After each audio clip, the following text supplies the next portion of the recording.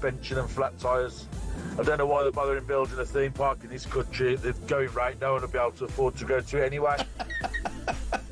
How about the Rachel Reeves ride, says Terry in Birmingham. You go round and round and vanish up your own deficit. It's the HS2 ride. It travels at high speed for 10 feet, where everyone gets off and into the replacement bus ride.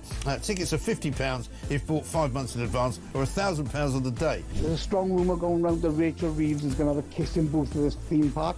So what I do, mate, I shove a £5 in a pot and you can go and fill your boots. Thank you very much indeed, and very generous of you. One from G, who says fast-track entry to every ride for illegals, plus a free night stay in the park's hotel and free food. New theme park bumper cars will have to pay a congestion charge, and the funhouse isn't built yet, despite Angela Rayner's pledge to build houses. And what about Ghost Train doesn't move because the driver's on strike? Have a good day. This is brilliant for the theme park. How about grow your own cannabis farm? Yeah, that's a good one. An Ethiopian safari park narrated by Angela Rayner.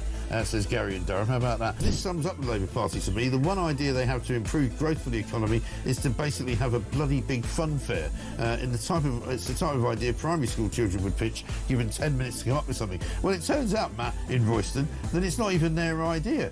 But they're now trying to claim it's their idea, even though it was actually the Tories. They have done brilliantly on breakfast, but you know on Drive you've done brilliantly as well. Downhill slide rides surrounded by ULEZ cameras so that people are fined on exit. Love it. You could have a Birmingham-themed Whack the Rat stall. If you whack the rat, you can have your bin emptied for free. On the Labour theme park, a house of mirrors where they're all boarded up because they can't bear to look themselves in the eye. I've got a great one for you, mate. This is for the is this for the Universal theme park run by Labour? Moat right around the park. Yeah. With loads of dinghies. Call it a channel and say anyone who can break in, all is free. Imagine a Scouser say you can break into a theme park for free. Hi, Jeremy. Hey, it's simple. You've got the Labour Ghost Train. Across the UK, on DAB+, on your smart speaker, on your smart TV, and on your side. This is...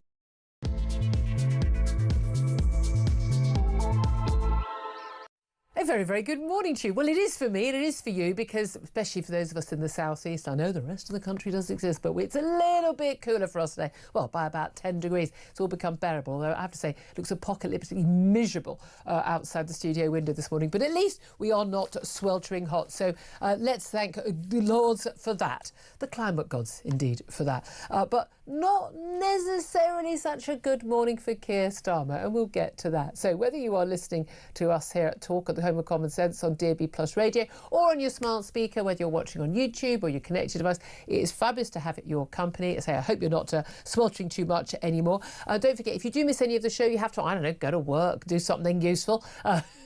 Do take a look at our YouTube page, not just YouTube page for Talk, but there's also the Julia Hartley-Brewer Show YouTube page. Easy to find. The name is on the tin. It does exactly what it says on the side of the tin. If you hit subscribe, then you'll never miss a thing. So coming up in this hour, it will not surprise you that we will be discussing Keir Starmer winning last night's vote on his welfare reform bill. I say winning. I mean, I'm stretching that word an awful lot because there was a most humiliating set of U-turns. One came in the last 90 minutes before the vote actually happened on his planned crackdown on personal independence payments. It's in the name of the bill, but it doesn't actually involve any reform of claimants for personal independence payments. That's how much of a clampdown it was. Crunch vote, though, was basically saved by the fact that they did stave off that rebellion just enough. But 49 Labour rebel MPs voted against the motion, and another bunch abstained as well, even though it was watered down, where the saving of some £5 billion from the welfare bill will now become, oh, guess what, a cost to taxpayers. So what taxes will go up in the autumn in Rachel Reeves' next budget to pay for all that? We'll wait and see. Plus, in ordinary, expected news, we have seen a record number of small boat migrants. This time, the latest figure is the 20,000 small boat migrants recorded crossing the Channel in the first half of this year. Of course, now we're in July, we know exactly how many people have come from January to June. Nearly 900 arrived in Dover from France on Monday alone. Also, 3 former bosses at the hospital where Lucy Letby murdered 7 babies and attempted to murder 7 more have been arrested on suspicion of gross negligence manslaughter. That was announced yesterday, discussed it on the show yesterday. But meanwhile, Cheshire Police have announced that they are investigating the killer nurse over, more murders and more attempted murders of babies. And they've now passed a file of evidence to the Crown Prosecution Service involving more charges. We'll be talking about that as well. Do welcome your thoughts on all of the topics we're going to talk about, including Trump's, big, beautiful bill. We're going to be talking about the extraordinary number of babies being born to at least one foreign parent in this country. But of course, those welfare reforms that really aren't reforms at all, abject failing of the government, total humiliation of the Prime Minister. I want to hear your thoughts on that. Caving into rebel Labour MPs over the flagship welfare reforms, yet another humiliating U-turn. It's going to cost us a fortune in tax. What's your reaction? Give us a call, 0344 499 1000. Text the word talk and your message to 87222. Get in touch with us on X at Talk TV. Calls are charged at the national rate. Text costs £1, standard network rate message. Delighted to say joining me throughout the show, as always on Wednesdays, Claire Pearsall, former Conservative Government advisor. You worked in the Home Office, Claire, but you were now working for the Deputy Speaker. You were a Conservative. You were out there. You were in the Commons chamber for the debate, for the vote announcement, but also on the Commons terrace, watching and listening to what was going on. There is no doubt at all. I mean, humiliating U-turn after humiliating U-turn for this Prime Minister. This is a man in office and not in power. He is devoid of all authority now. He says he's taken his eye off the ball because he's been dealing with foreign stuff. This is a man who cannot multitask, it would appear. There's the humiliating U-turn and climb down, Sunday, Monday, we announced from Liz Kendall, Work and Pension Secretary. She says in the Commons very clearly yesterday, that's as much as we're going to do. There will be no more changes to the bill. 90 minutes before the vote was due to take place, they still thought the rebellion was going to be so large, even with a... And again, it's like there's a working majority, there's a simple majority, but basically 166. Around that figure is what they've got in terms of working majority. Effective majority of 156. Stephen Timms, one of the welfare ministers, basically backtracks even more. So even though this bill is literally called the Universal Credit and Personal Independence Payment Bill, there is now nothing in that bill that actually changes anything in terms of who can and cannot claim and what the criteria are to claim PIP, Personal Independence Payment. This was a humiliating defeat, wasn't it? It was, and he should have seen this coming from last week when you had 120 or however many Labour MPs signing a letter stating that they were going to vote against it. So this should have come as absolutely no surprise at all. Why wasn't he speaking to those people earlier? Why did they not just do all of the consultation process first? And I think that if you're going to have a plan before they came into government, he's had 4 years. We've known about this problem for at least 2. It's been top of the agenda. Yeah, but I think that is largely his problem, is that they campaigned so hard to win an election. What they didn't plan for was to be in government. So they kind of rocked up on the 5th of July and went, now we actually have to do something.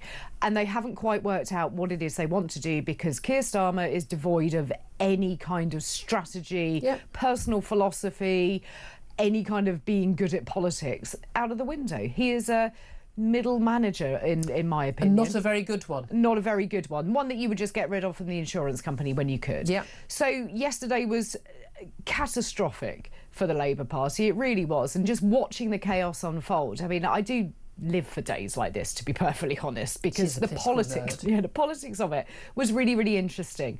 In the afternoon, before any of the concessions had actually been given, Labour ministers and whips were out on the terrace looking for backbenchers to see if they could have a little chat with them, to see how they were going to vote. Is there anything that they could do? And I haven't seen that kind of operation for some time. So actually bothering to live... There's an element, isn't there, when you get a very big majority. This happened Friday. This Friday is the first anniversary of this massive big majority. I mean, 411 MPs were elected in July last year for Labour. And there is an element, actually, you think, well, look, they can do anything they want. There's also an element where, you kind of get a free pass as a backbencher. The odds of you ever make it into government are probably pretty limited. Right now, looking at the polls, a lot of those MPs are going, I'm not going to get get re-elected anyway.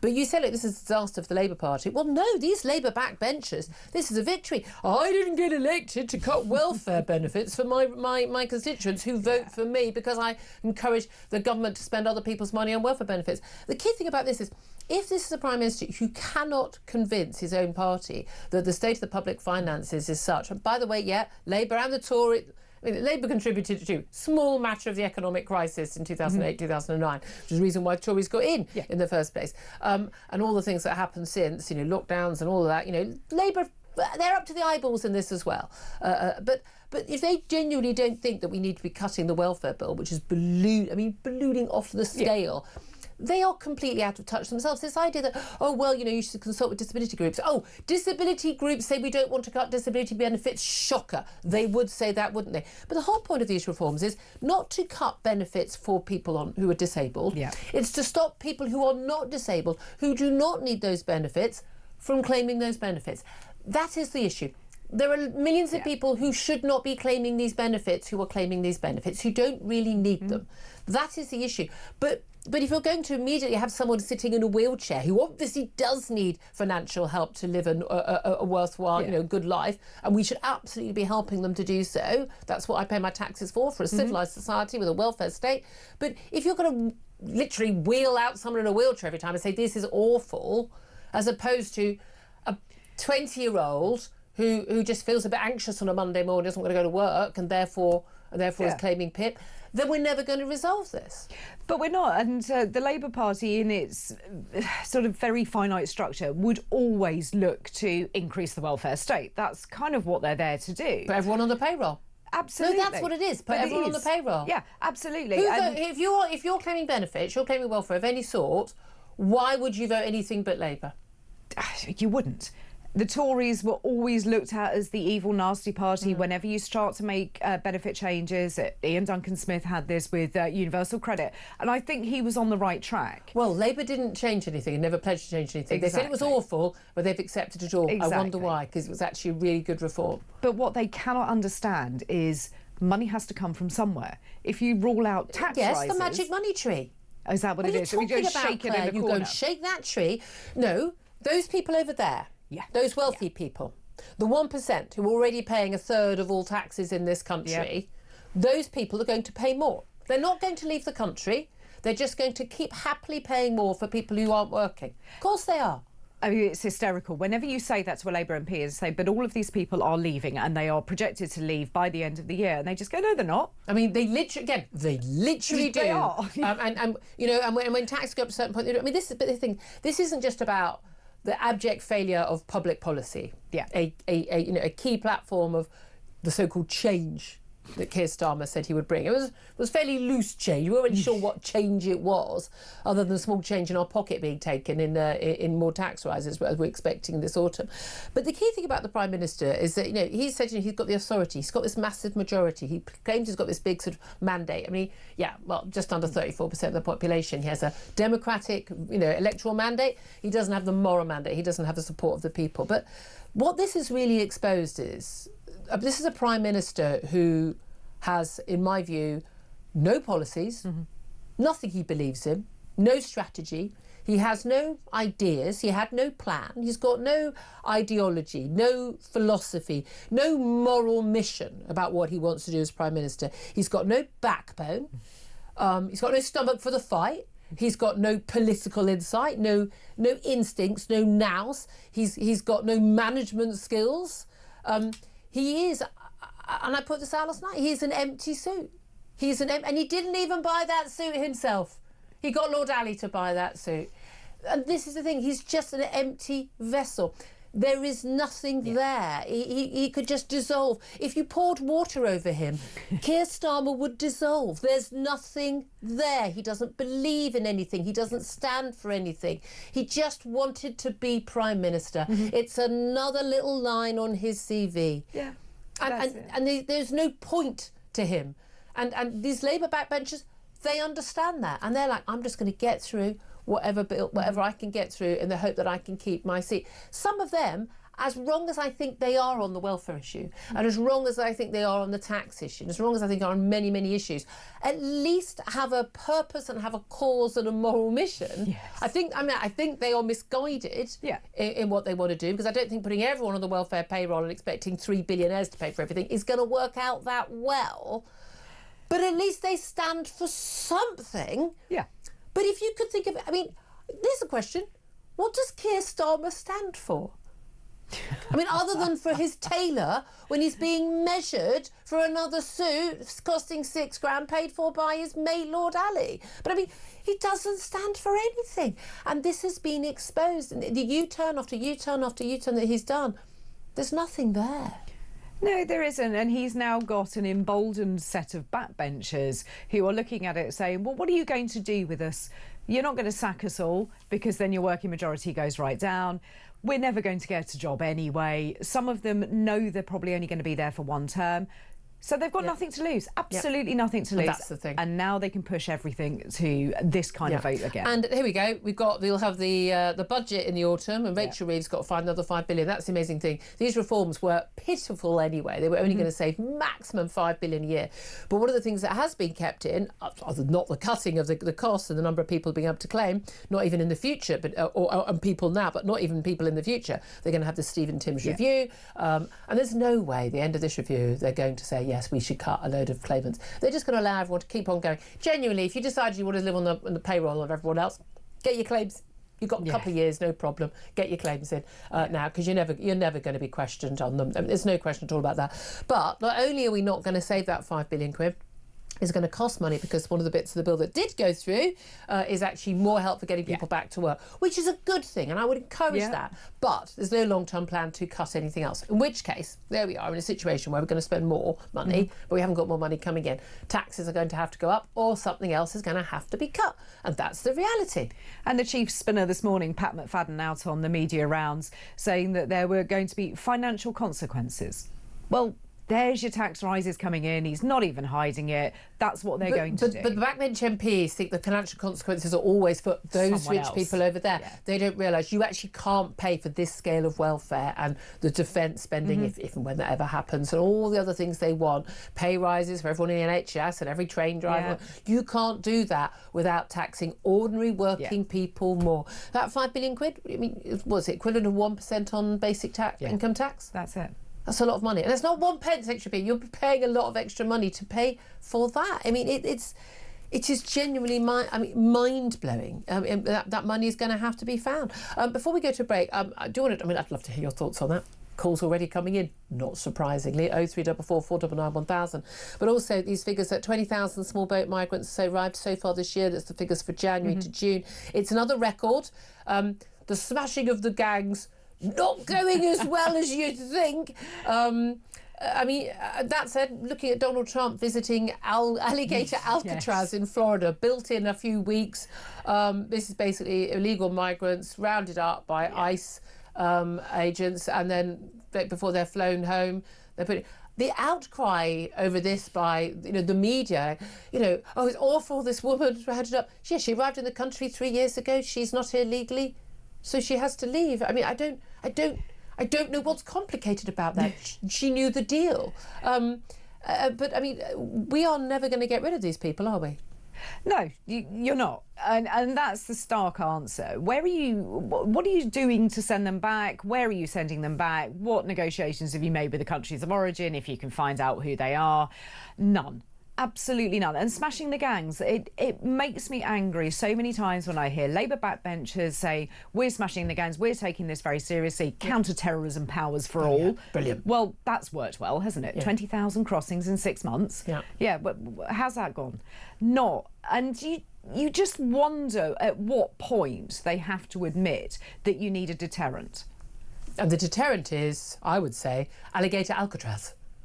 Where should we have that? In the Isle of Wight? I mean, if they would have it, I'm thinking probably we probably go to somewhere, Outer Hebrides, bit less bit less helpful in terms of weather-wise. Fewer crocodiles. That's what we need. You come here, you're not working as an Uber rider, you're an Uber Eats rider, you're not earning any money, you're not wandering the streets and harassing teenage girls in this country. I'm afraid, you know, you're not sitting in an asylum hotel. I'm afraid you're in some very unpleasant conditions, prison-like. Why? Oh, because you're here illegally. And if you don't like it, feel free to tell us where you're from, get on a plane and bye-bye. It's the only thing. Forget Rwanda now, I'm not even interested in any of that. ECHR, forget all of that. We need wholesale. You are never free on our streets. End of, full stop. I think we'll find it will stop. Genuinely, I would happily take on that role. And I happily take the grief for it, but I could have this solved in 2 months. I'm telling you, I could have this solved. Anyone with put their mind to it could have this solved in 2 months. But, I'll be there with you. But you know, they don't have the will because the people in charge believe in open borders. Yeah, they do. Fundamentally, they believe in open borders. They believe that anyone who gets the urge to get or pay a people smuggler to come to this country should have the same rights as the people who are here and who live here and who are citizens here. That's because they have a fundamental lack of understanding of what the nation state is about and what being a citizen is about. But there we are. We will come on to that. We'll also come on to the extraordinary statistics that 4 in 10 babies born in this country are now born to at least one foreign-born parent. Is that something to worry about? Is that something to celebrate? Ooh, diversity. Is that something that we need to discuss? Abso-bloody-lutely. 10:21 is the time. We'll get to your calls up next. This is Talk.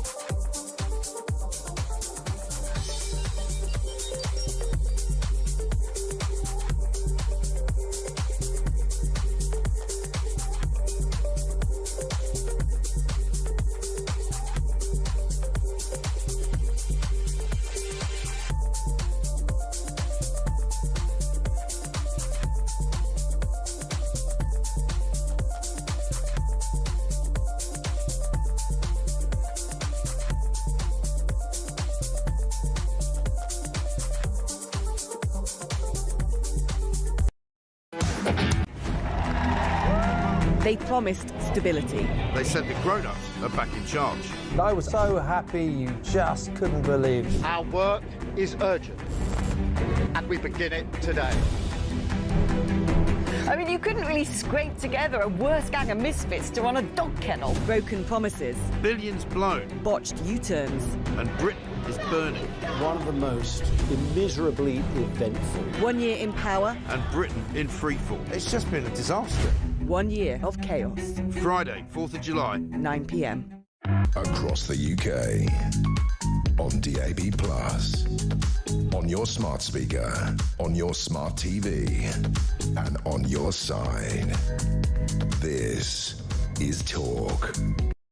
Very good morning. Welcome back to the show. 10:24 is the time. I'm Julia Hartley-Brewer. Lots and lots of calls coming in about that, humiliating U-turn and climb down by the Prime Minister yesterday over his flagship welfare reforms that don't reform welfare at all, aren't flagship, and even though it mentions personal independence payments in the name of the bill, doesn't actually do anything about tackling the huge explosion in the number of people claiming those disability benefits, many of them for mental health reasons.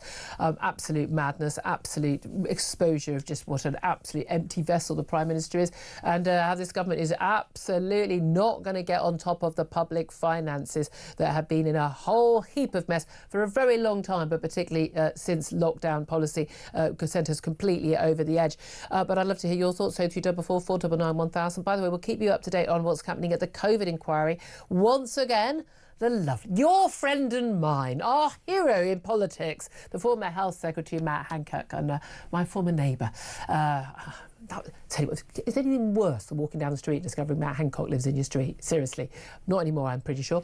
I haven't seen him for a while, but hiding out, I don't know. But he's at the COVID inquiry today giving evidence on what happened in care homes at the beginning of the COVID outbreak. So any significant statements there that do or do not tally with his WhatsApps that were revealed by our good colleague Isabel Oakeshott, and we'll bring that to you. Right now, then, let's get to your calls. John is on the line and is in Bradford, and he's given us a call on 0344 499 1000. Wants to have his say. John, what did you make of that climb down last night? Well, I'm going to make a prediction now. They've forced the government to backtrack on this. Yep. What's going to happen is this bill's going to go up and up and up, along with the cost of immigration. They're going to end up going to the International Monetary Fund, and when they come down, they'll come down very, very hard. And he thought what happened in Greece was bad. That'll be nothing compared to what this is going to do. Well, our debts are now, I mean, as a proportion of ratio to our assets, things are higher now. I mean, we're in a terrible. We pay more to borrow money now than Italy does, which is a complete basket case economy. Yeah, but you see, the Labour Party never understands one thing. If you take money out of people's pockets, they've got nothing to spend, and that means the economy goes into recession. But I'm going to say within the next 18 months, they'll be going cap in hand to the International Monetary Fund. And the first thing they'll do is they'll cut benefits. They'll make the government sell any government property. Yep. They'll make them privatise it. They'll make them balance the economy. They won't be in control of it anymore. The International Monetary Fund will be in control of it. And I remember that in the 1970s. Yeah, I mean, that's the reality. It was fascinating. It was an amazing tweet, actually, from Kevin Schofield, is a long-time political commentator. And he was pointing out, he's spoken to a Labour backbench MP who said, I don't know why people are talking about there being tax rises as a result of this benefits bill and this climb down. I mean, it's only £5 billion, not very much money. It's the equivalent of 1% of the basic rate of income tax. That is how much these people do not understand basic maths. Exactly, and the other thing they don't understand is that when in the 1970s the pound crashed. Yep, absolutely. I mean, again, they need a little bit of history, these people, do they not? But again, if the Prime Minister had more of a backbone, and if he, I know with Pat McFadden, his sort of, commander-in-chief, he's been out, doing the media rounds today and saying, oh, look, I worked with Tony Blair and we went through the same thing. Completely different. There was piles of money left for Blair and Labour to spend. There isn't now. And Tony Blair was massively popular within it after a year in office, whereas Keir Starmer one of the most unpopular prime ministers ever after a year in office. So it's just not the same thing, is it? No, well, if he'd have turned round last night and said, if you don't back these, I'll call a general election, most of these MPs would have voted for it because they'd be frightened of losing the seats. Very interesting point. Yeah, he didn't have the authority to do that, or the guts, because I said he's an empty vessel.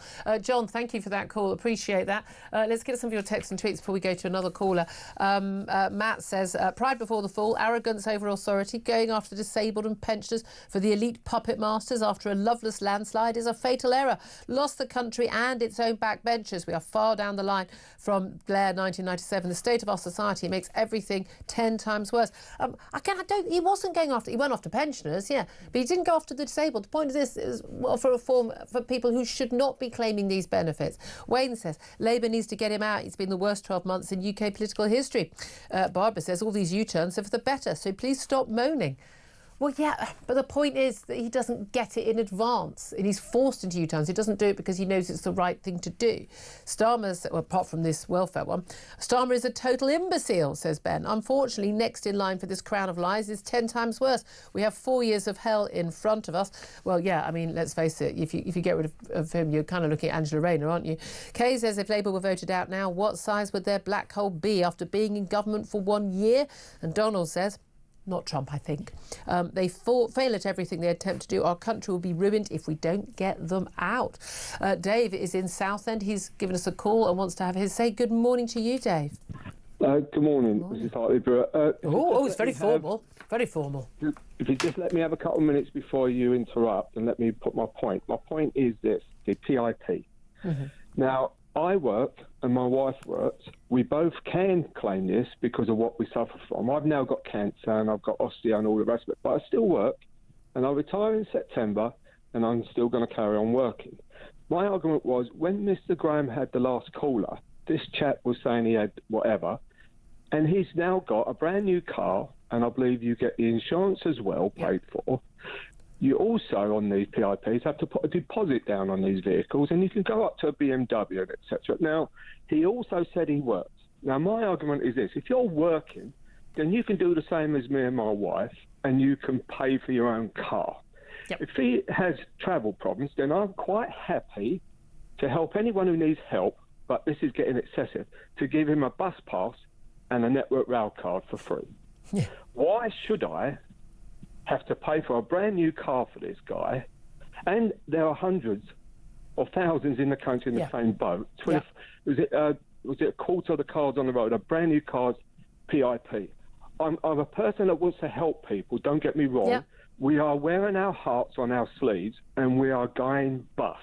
Yep. But we have got to put a stop to this, being afraid to speak out like I have. I'm going to be ostracised on Twitter. I don't care. No.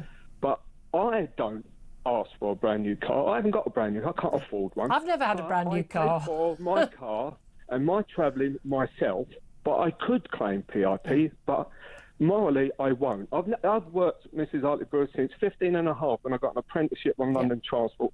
I've not claimed a penny from the government when I could have. Why should I pay for these cars? Yeah. No, and that's the thing. And I'm like you. I want to pay for people who need it. But again, it's like someone suffers from anxiety. They unpick. Well, why the hell do you need to have a Motability car? I don't understand. I mean, if you're that anxious, I'd rather you weren't on the roads. Thank you very much. But I completely agree with you. But the whole point is this has got completely out of control. And when people say this is an attack on, on disabled people, it's not the whole point. It was trying to stop people claiming stuff that they shouldn't be entitled to. Yes, mate, you're quite right. I mean, we're not seeing the bigger picture here. A lot of the mental problems with the children, I still believe, was lockdown. Mm-hmm. And keeping them at home in front of computers did not do any of them any good. And I blame Johnson for that. And also, I blame the Conservatives with the welfare bill, because they started this rubbish. Yeah, the explosion happened under them. Yeah. I also say, before we attack our people who are on our benefits, let's start attacking the illegal immigration that's costing us first. Cut their benefits, put them into detention centres, and then once we've dealt with that and we save billions, then we go after the people that are taking I mean, I think you could do it all at the same time. I don't think this government could do anything at the same time as anything, but there we are. But really great call, Dave. Really appreciate that. And I'm a Ms, not a Mrs, by the way. Just throwing that out there. But you can just call me Julia. It's fine. Or I get called a lot worse on social media. 10:33 is time. Very quick word from Claire Pearsall. Yeah, I think it's quite interesting, the whole Motability car thing. They aren't free cars, and I do know a disabled gentleman that's got an adapted vehicle which is paid for by himself through his PIP payments, because otherwise he wouldn't be able to get around. And I've that's got no issue. fine. Again, I don't think anyone's Do you know got what an issue I have an issue with? Somebody who has an alcohol abuse problem being told you can have a car. I'd really rather they didn't. Let's vote no. Yeah. 10:34 is the time. Up next, going to talk to Mark Littlewood from Popular Conservatism. We're also going to be talking about Lucy Letby. More criminal charges are being considered right now by the Crown Prosecution Service over the baby death at the hospital where Lucy Letby worked. This as 3 senior hospital bosses at the hospital worked at the time that she was convicted for these murders and attempted murders of a total of 14 babies have now been arrested and charged. charged arrested over criminal negligence. We'll be talking about that coming up in the next half hour as well. Do keep your calls are coming in. 0344 499 1000 is the number to call. This is Talk.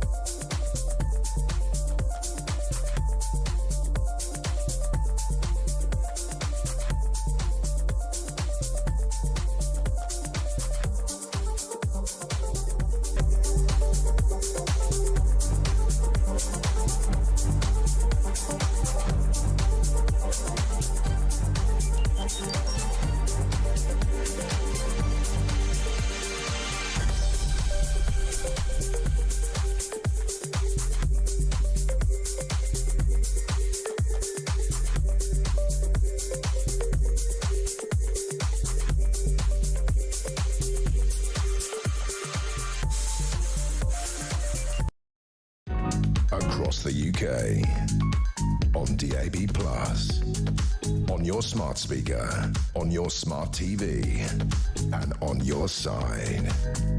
This is Talk. Good morning, welcome back to the show. 10:37 is the time. I'm Julia Hartley-Brewer. This is Talk, the home of common sense. Let's get some common sense from my next guest, Mark Littlewood. He's the Director of Popular Conservatism and joins us now. Good morning to you, Mark. Good morning, Julia. Good to be with you. Look, I mean, where to even start with this epic climb down from Keir Starmer? Some of the headlines are saying, you know, Keir Starmer, you know, managed to get through his welfare reform, stave off rebellion. No, he didn't. He completely capitulated on key elements of his welfare reform. There is no welfare reform in the welfare reform bill. That's actually not called a welfare reform bill. Good thing, because it doesn't actually reform things. It was supposed to save best part of £5 billion for taxpayers. It'll actually end up costing taxpayers more. We've got another £5 billion black hole for Rachel Reeves to fill. What did you make of the whole farce last night? Yeah, I think it's even worse than you've just suggested, Julia. I mean, how? Well, it's worth remembering, even if, let's imagine a parallel universe where Keir Starmer's bill had gone through unamended, no concessions.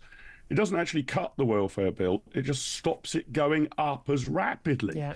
So even if it had passed in its entirety, I think you're only dealing with the very tip of the iceberg that you need to tackle in order to get public spending under control. Yeah. But as you rightly say, it has basically died a complete death. Yeah. So there are, I think, a couple of lessons here. One is that we've got to have a much more serious debate about the state of our public finances. It now seems it's almost impossible to make any savings reduction anywhere, and that means that the country is on a trajectory of going bust at some point. You referenced Greece a little earlier in the show.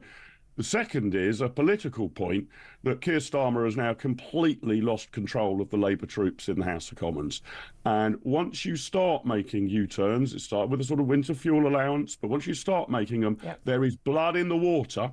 And any statement you come out with about anything you intend to do, everybody will immediately think, well, is he going to stick to this one? Or is there going to be yet another U-turn? So that's a disaster. Politically, just talking about his political and moral authority, which he appears to have absolutely none. Now, I don't think he had any in the first place, but certainly none left now.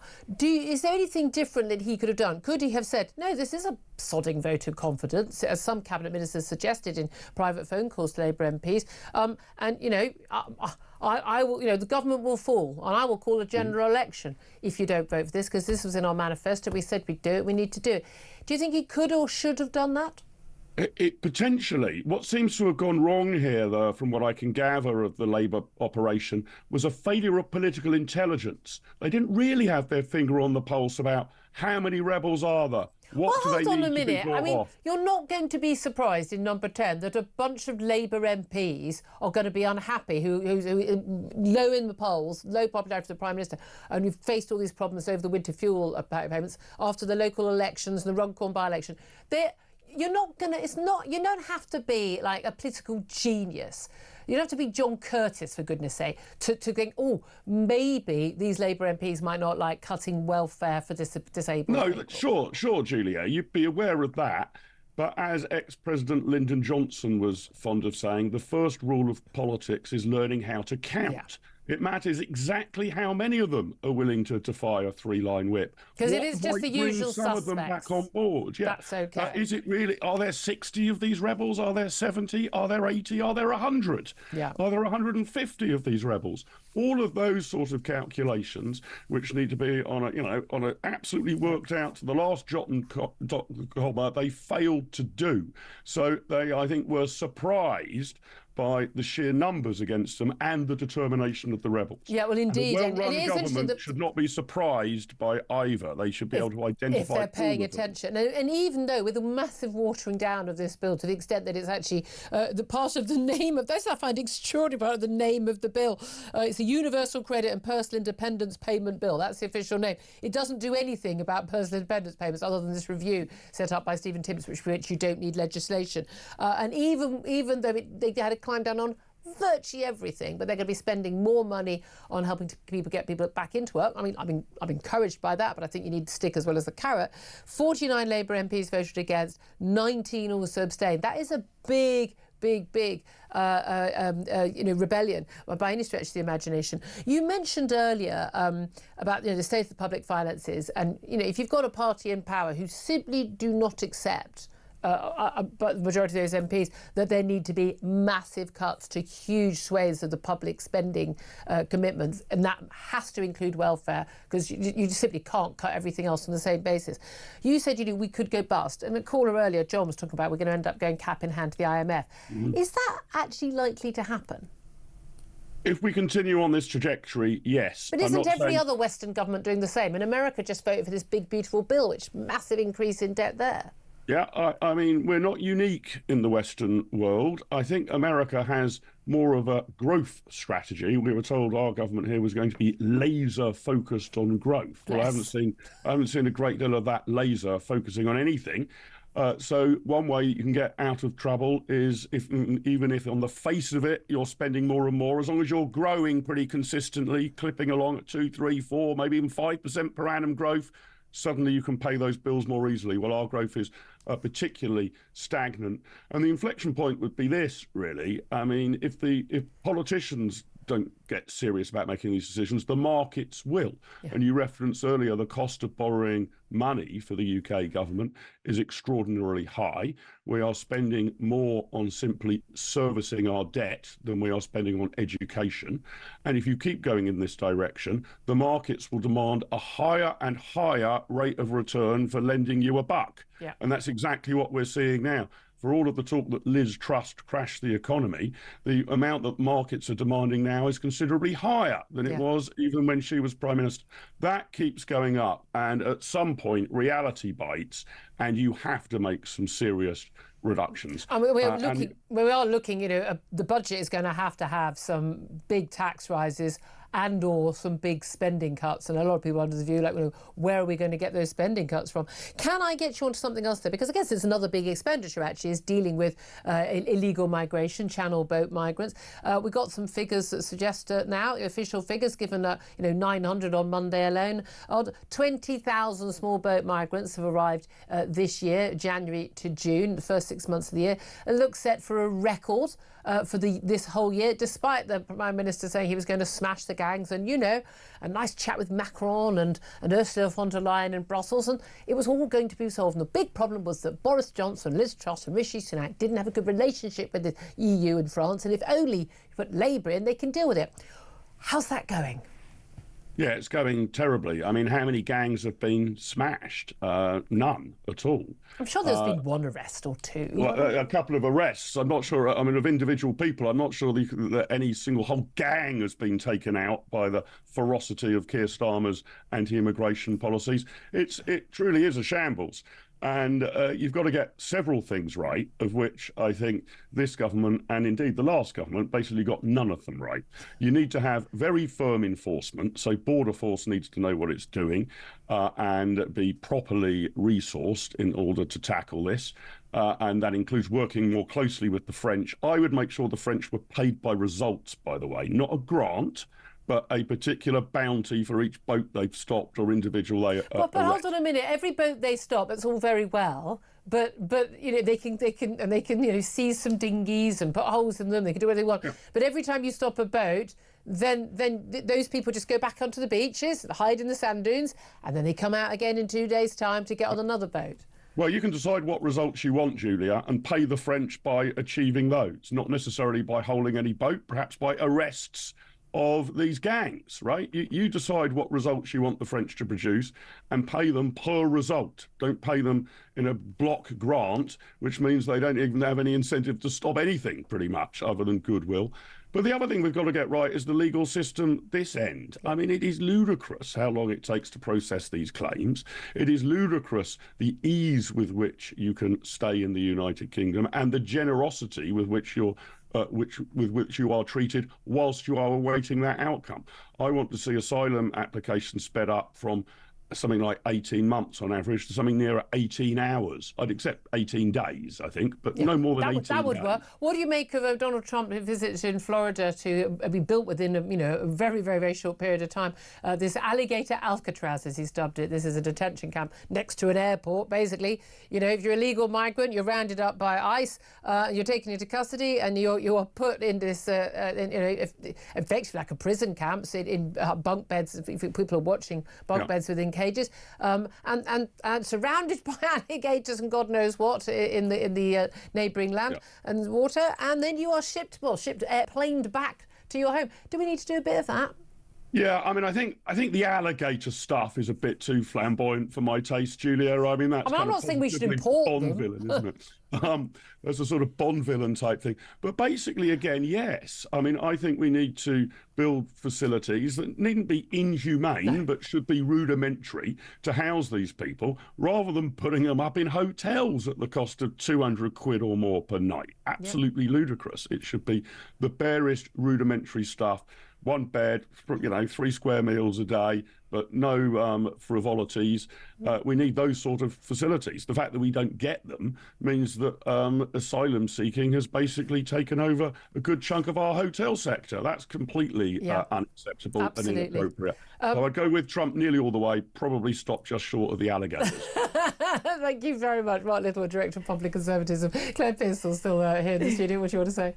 I think Mark's right when you look at what's, if we go back to Starmer and his set of problems, is he doesn't actually know the people he's dealing with. Yeah. And I overheard a couple of Labour MPs, I was walking behind them, having a discussion about how they could... Stalking. You say stalking. I say walking behind. They had never met Keir Starmer in the year that they've been in Parliament. Oh, yeah. That's and you just sort of think... I know there's a lot of you, but you can't continue. Should have done a load of glad handing. That's what you do. Again, high and mighty, arrogant is just an empty suit, as I said earlier. 10:49 is the time. Up next, and we're talking about the latest developments. 2 massive developments in the last 24 hours involving the Lucy Letby case. We'll talk about that up next. This is Talk.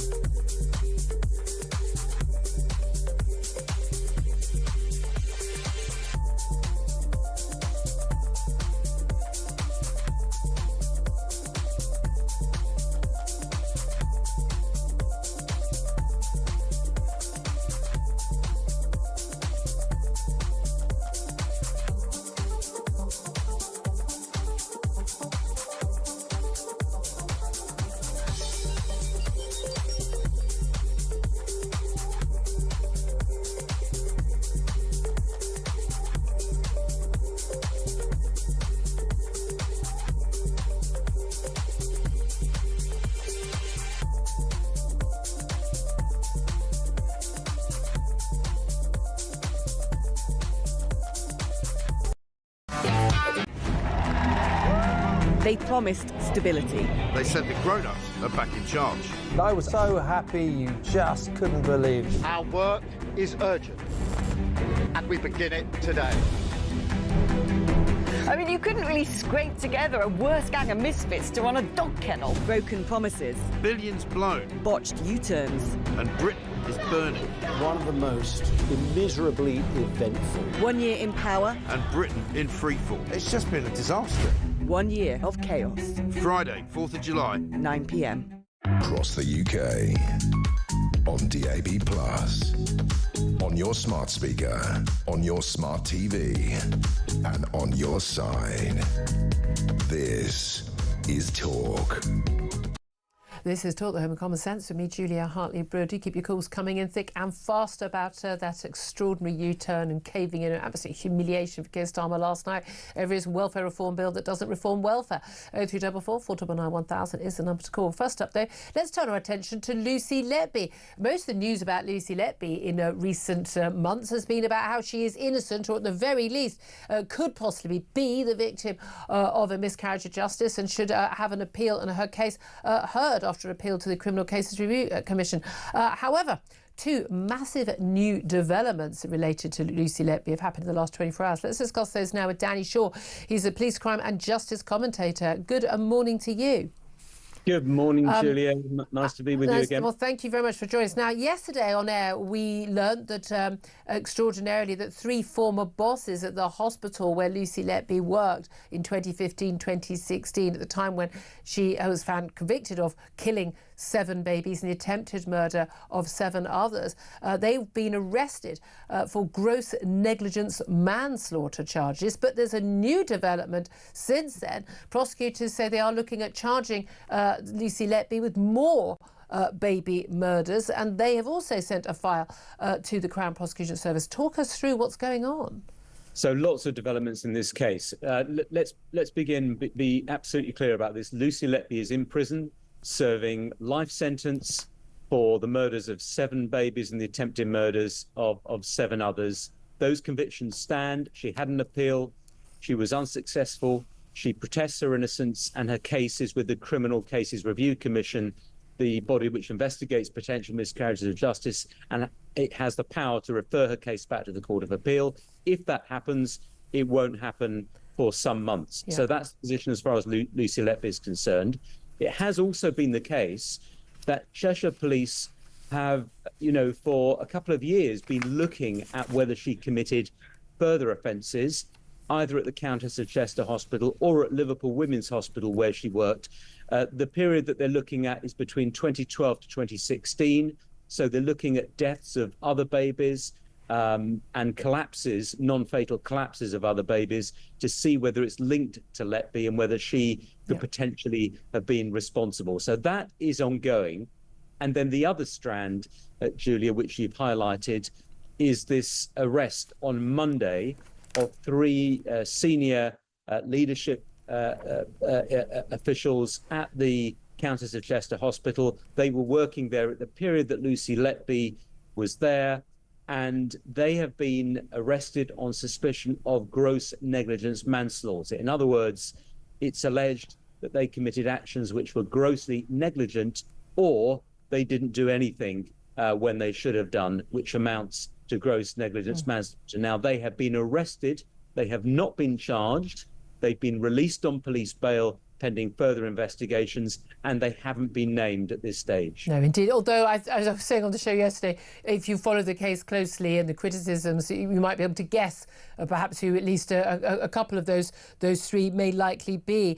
What was interesting is the announcement from the police yesterday about those arrests of the hospital bosses made it very clear that this had no bearing on the guilt of Lucy Letby, because you knew immediately this would be leapt on by many of those campaigning for her to get a retrial or to be freed, by claiming that she's the victim of a miscarriage of justice, on the basis that, oh, well, look, there were failings by bosses, failings at the hospital. We know that this already was, a failing neonatal unit at the Countess of Chester Hospital, and therefore that was why babies died, and not at the hand of a serial killer nurse, which is what the juries have ruled.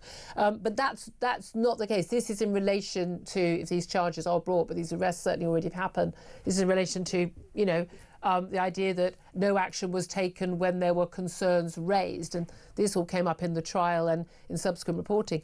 When it comes to possible more charges for Lucy Letby, as you mentioned, like, this is at 2 different hospitals. This has been something that's been ongoing because since the beginning of this inquiry, because a huge number of babies' deaths and collapses have been investigated by the police in different hospitals, haven't they? Yes, and this is a very, very complex piece of work. Because the medical evidence in some of these cases is not always clear, and then you have conflicting expert evidence, as we have seen in regard to the deaths for which she has been convicted. We've had a whole panel of experts who have come out instructed by her defence saying these weren't murders, these were deaths by natural causes, and the prosecution experts have got it completely wrong.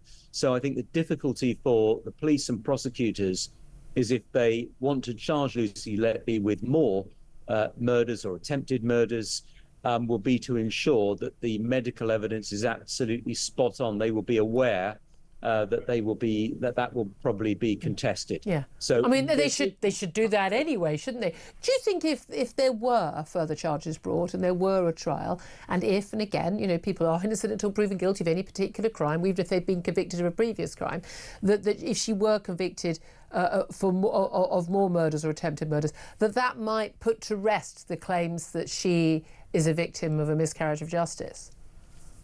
I mean, yeah, there's a few steps down the road. Yeah, obviously, there's a lot of ifs there. I think, yes, of course. I mean, I think if there was a fresh trial on new charges and she was convicted, I mean, that would be a massive setback for her. And I think, you know, the public opinion might move in a different direction. But we're some way from that. And it's very difficult to know how all these things will play out, because there's one other element, which has been the public inquiry, the Thirlwell inquiry, which has been looking into conditions at the hospital and so on. Now, it's very interesting to note, and I think it's important, worth saying, that during that inquiry, and we can report this because it was said during the inquiry, it heard that claims that executives at the Countess of Chester Hospital displayed a form of individual and corporate self-protection that should have no place in the NHS. That was a claim made by one. No place in the NHS, and yet it's happened every single time. We've had cases where there have been concerns about unnecessary deaths or injuries, whether it's babies or adult patients. Danny Shaw, great to have you on the show explaining that. Thank you so much. Peace, crime and justice commentator Danny Shaw. I'll get Claire Pearsall's thoughts on that coming up. We're going to be talking more about welfare reform. There isn't reform of welfare. Channel boat migrants, 20,000 record, and 4 in 10 babies now born to at least one foreign parent. This is Talk.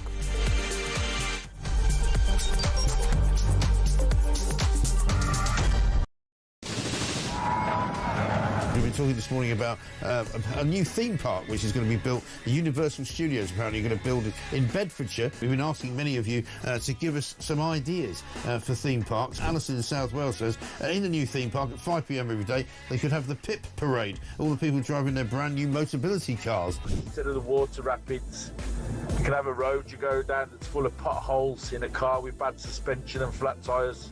I don't know why they're bothering building a theme park in this country. They're going right now and will be able to afford to go to it anyway. How about the Rachel Reeves ride, says Terry in Birmingham. You go round and round and vanish up your own deficit. It's the HS2 ride. It travels at high speed for 10 feet, where everyone gets off and into the replacement bus ride. Tickets are £50 if bought 5 months in advance, or £1,000 on the day. There's a strong rumour going round that Rachel Reeves is going to have a kissing booth at this theme park. So what I do, mate, I shove a 5 in a pot and you can go and fill your boots. Thank you very much indeed, and very generous of you. One from G, who says fast-track entry to every ride for illegals, plus a free night stay in the Parks Hotel and free food. New theme park bumper cars will have to pay a congestion charge, and the funhouse isn't built yet, despite Angela Rayner's pledge to build houses. And what about Ghost Train doesn't move because the driver's on strike? Have a good day. This is brilliant for the theme park. How about grow your own cannabis farm? Yeah, that's a good one. An Ethiopian safari park, narrated by Angela Rayner. Says Gary in Durham. How about that? This sums up the Labour Party to me. The one idea they have to improve growth for the economy is to basically have a bloody big fun fair. It's the type of idea primary school children would pitch, given 10 minutes to come up with something. Well, it turns out, Matt, in Royston, that it's not even their idea. But they're now trying to claim it's their idea, even though it was actually the Tories. They have done brilliantly on breakfast, but you know on Drive you've done brilliantly as well. Downhill slide rides surrounded by ULEZ cameras so that people are fined on exit. Love it. You could have a Birmingham-themed whack the rat stall. If you whack the rat, you can have your bin emptied for free. On the Labour theme park, a house of mirrors where they're all boarded up because they can't bear to look themselves in the eye. I've got a great one for you, mate. This is for the is this for the Universal theme park run by Labour? Yeah, moat right around the park. Yeah. With loads of dinghies. Call it a channel and say anyone who can break in, all is free. Imagine a Scouse to say you can break into a theme park for free. Hi, Jeremy. Hey, it's simple. You've got the Labour ghost train. Yeah. Across the UK, on DAB+, on your smart speaker, on your smart TV, and on your side. This is Talk.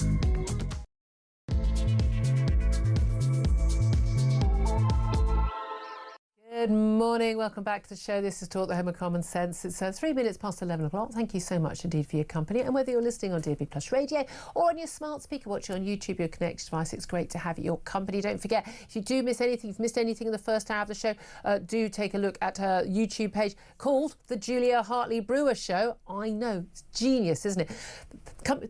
Honestly, the consultants that we paid to come up with that were the same ones who came up with the gov.uk, moving the dot up and making it turquoise or teal or whatever the hell it is, reform coloured, I don't know.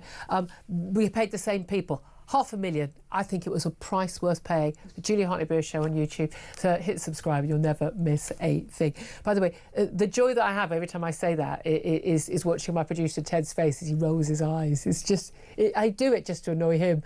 Sorry if it annoys you as well, but you know, I've got to have my fun.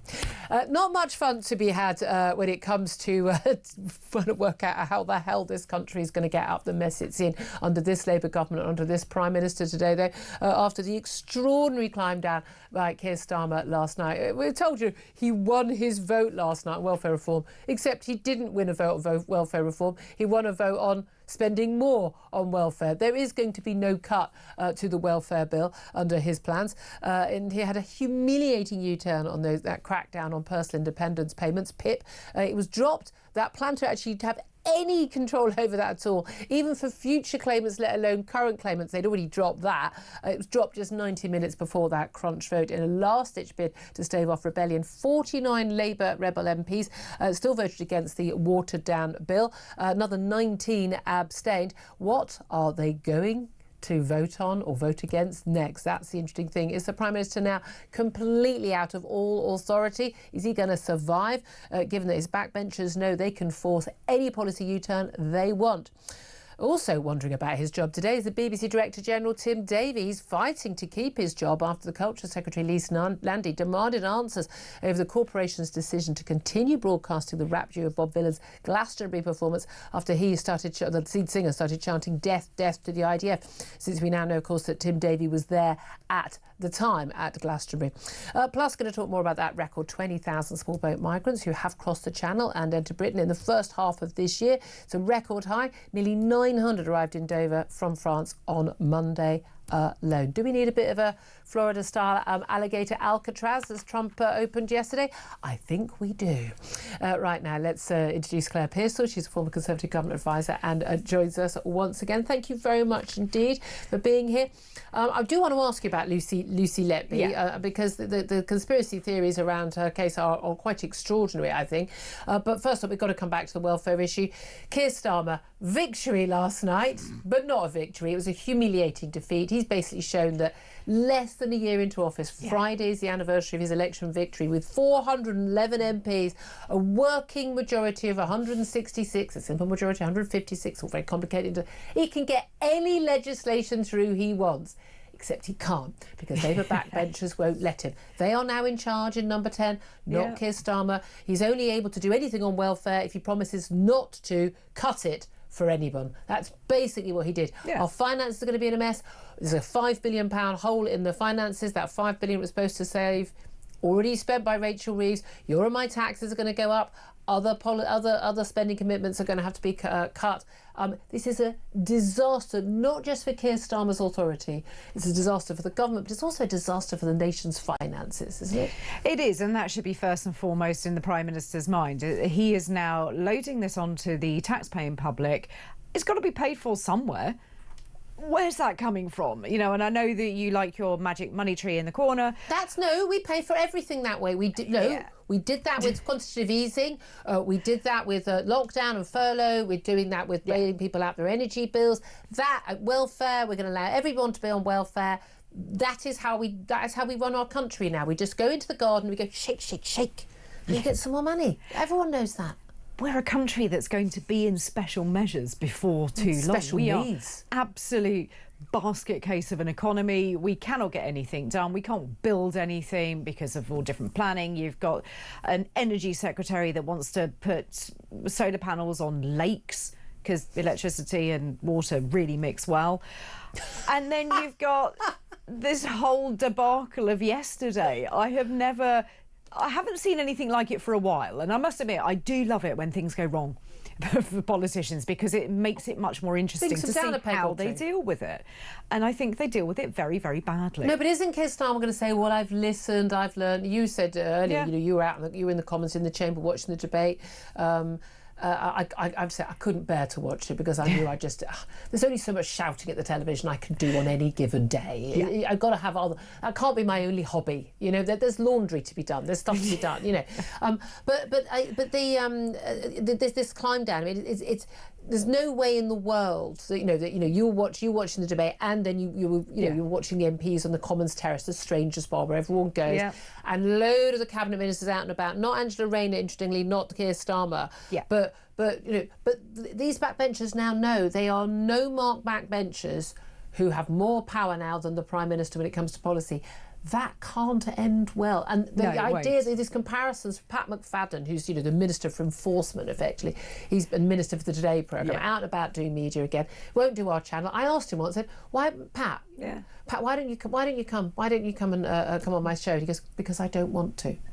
Which I thought was a very good response. I'd much rather that than honest. And I said, "Well, you fret." And he went, "I just don't want to." And I thought, "No, because I'm not going to give you an easy ride." Yeah, exactly. But he's been out and about, and he's going, "Oh, I worked in the Blair government. We had similar problems. We had a welfare defeat as well." It's not the same thing. No, it really isn't the same thing, because the economy arguably was in a much, much better position. Arguably, I mean, it was. We were so much better off. But you also had an incoming government that had a set of political philosophies, whereas currently we don't. You've got Sir Keir Starmer, chief flip-flopper. You've got Angela Rayner, who looks like she's shoring up the left-hand side of the vote to take over at any point. I don't think she will, however, because I think that all of the power now transfers to those backbenchers who have got the loudest voices. Well, exactly, and the hand-wringing. I didn't come to be a Labour MP into Parliament so that I could cut welfare bills. No, but maybe you should worry also about the people who are paying taxes to pay for welfare bills. But also, again, it's this idea that it isn't moral to cut these bills. It is immoral for people who don't need these or think they need them but don't really need these payments to continue to get them. It is immoral to write people off on the scrap heap of life and ask other people to go to work every day and really struggle to pay for their taxes, to pay their bills for the other people who aren't doing it, who could work. That's immoral. The moral case against mass explosion of welfare is extremely strong, but the Prime Minister didn't make it. And I was saying earlier, this is a Prime Minister with no policies, no strategy, no ideas, no ideology, no philosophy, no moral mission, no backbone, no political insight, no management skills. He's not even, you mentioned he's a middleman, he's not even a good manager. He couldn't even manage running a Tesco Metro, spillage in aisle 9. Oh, what do I do? What do I do? Let me get a focus group on it. We'll have a review. I will not clear up that spillage in aisle 9. Oh, and then we'll all say, all the staff say, we think you should fill up. You should sort out that spillage in R9, Mr. Starmer. And then eventually has a U-turn and he goes and clears it up. We're in that level of incompetent management. We've all worked for those people, have we not? But he's an empty suit. And he didn't buy his own suit. Lord Ali bought his own suit. There's nothing there. I said earlier, and I stand by it, if you poured water on Keir Starmer, he would just disintegrate into nothing. He would just dissolve. There is nothing there. There is no substance to him. Yeah. There is nothing there, and that's the problem. Now, someone who does, and she's often laughed at, but she does have a little bit of substance in terms of her political philosophy. I disagree with it, but I think she has got much more substance, and that's Angela Rayner. She's much mocked. And I do wish the woman would just... I mean, could Lord Ali buy her some clothes? She could wear something decent and not look like a clown after time. Well, he should have bought different ones then for her. But she's done an interview. She's Deputy Prime Minister. She's Deputy Leader. She's got a mandate quite separate from Keir Starmer's. She's definitely on manoeuvres. You can definitely tell that. And you can tell someone's on manoeuvres because she's done an interview today on ITV's Lorraine. Not all people think these are easy interviews. They're not easy interviews, actually. But she said there's not a chance she wants to be Prime Minister. Yeah. She said, people always say to me, do you want to be Prime Minister? Not a chance. It will age me by 10 years within 6 months. It does anyone who's been Prime Minister. It's a challenging job. To be fair to Keir Starmer, there's been a lot going on. He's been all around the world trying to repair relationships.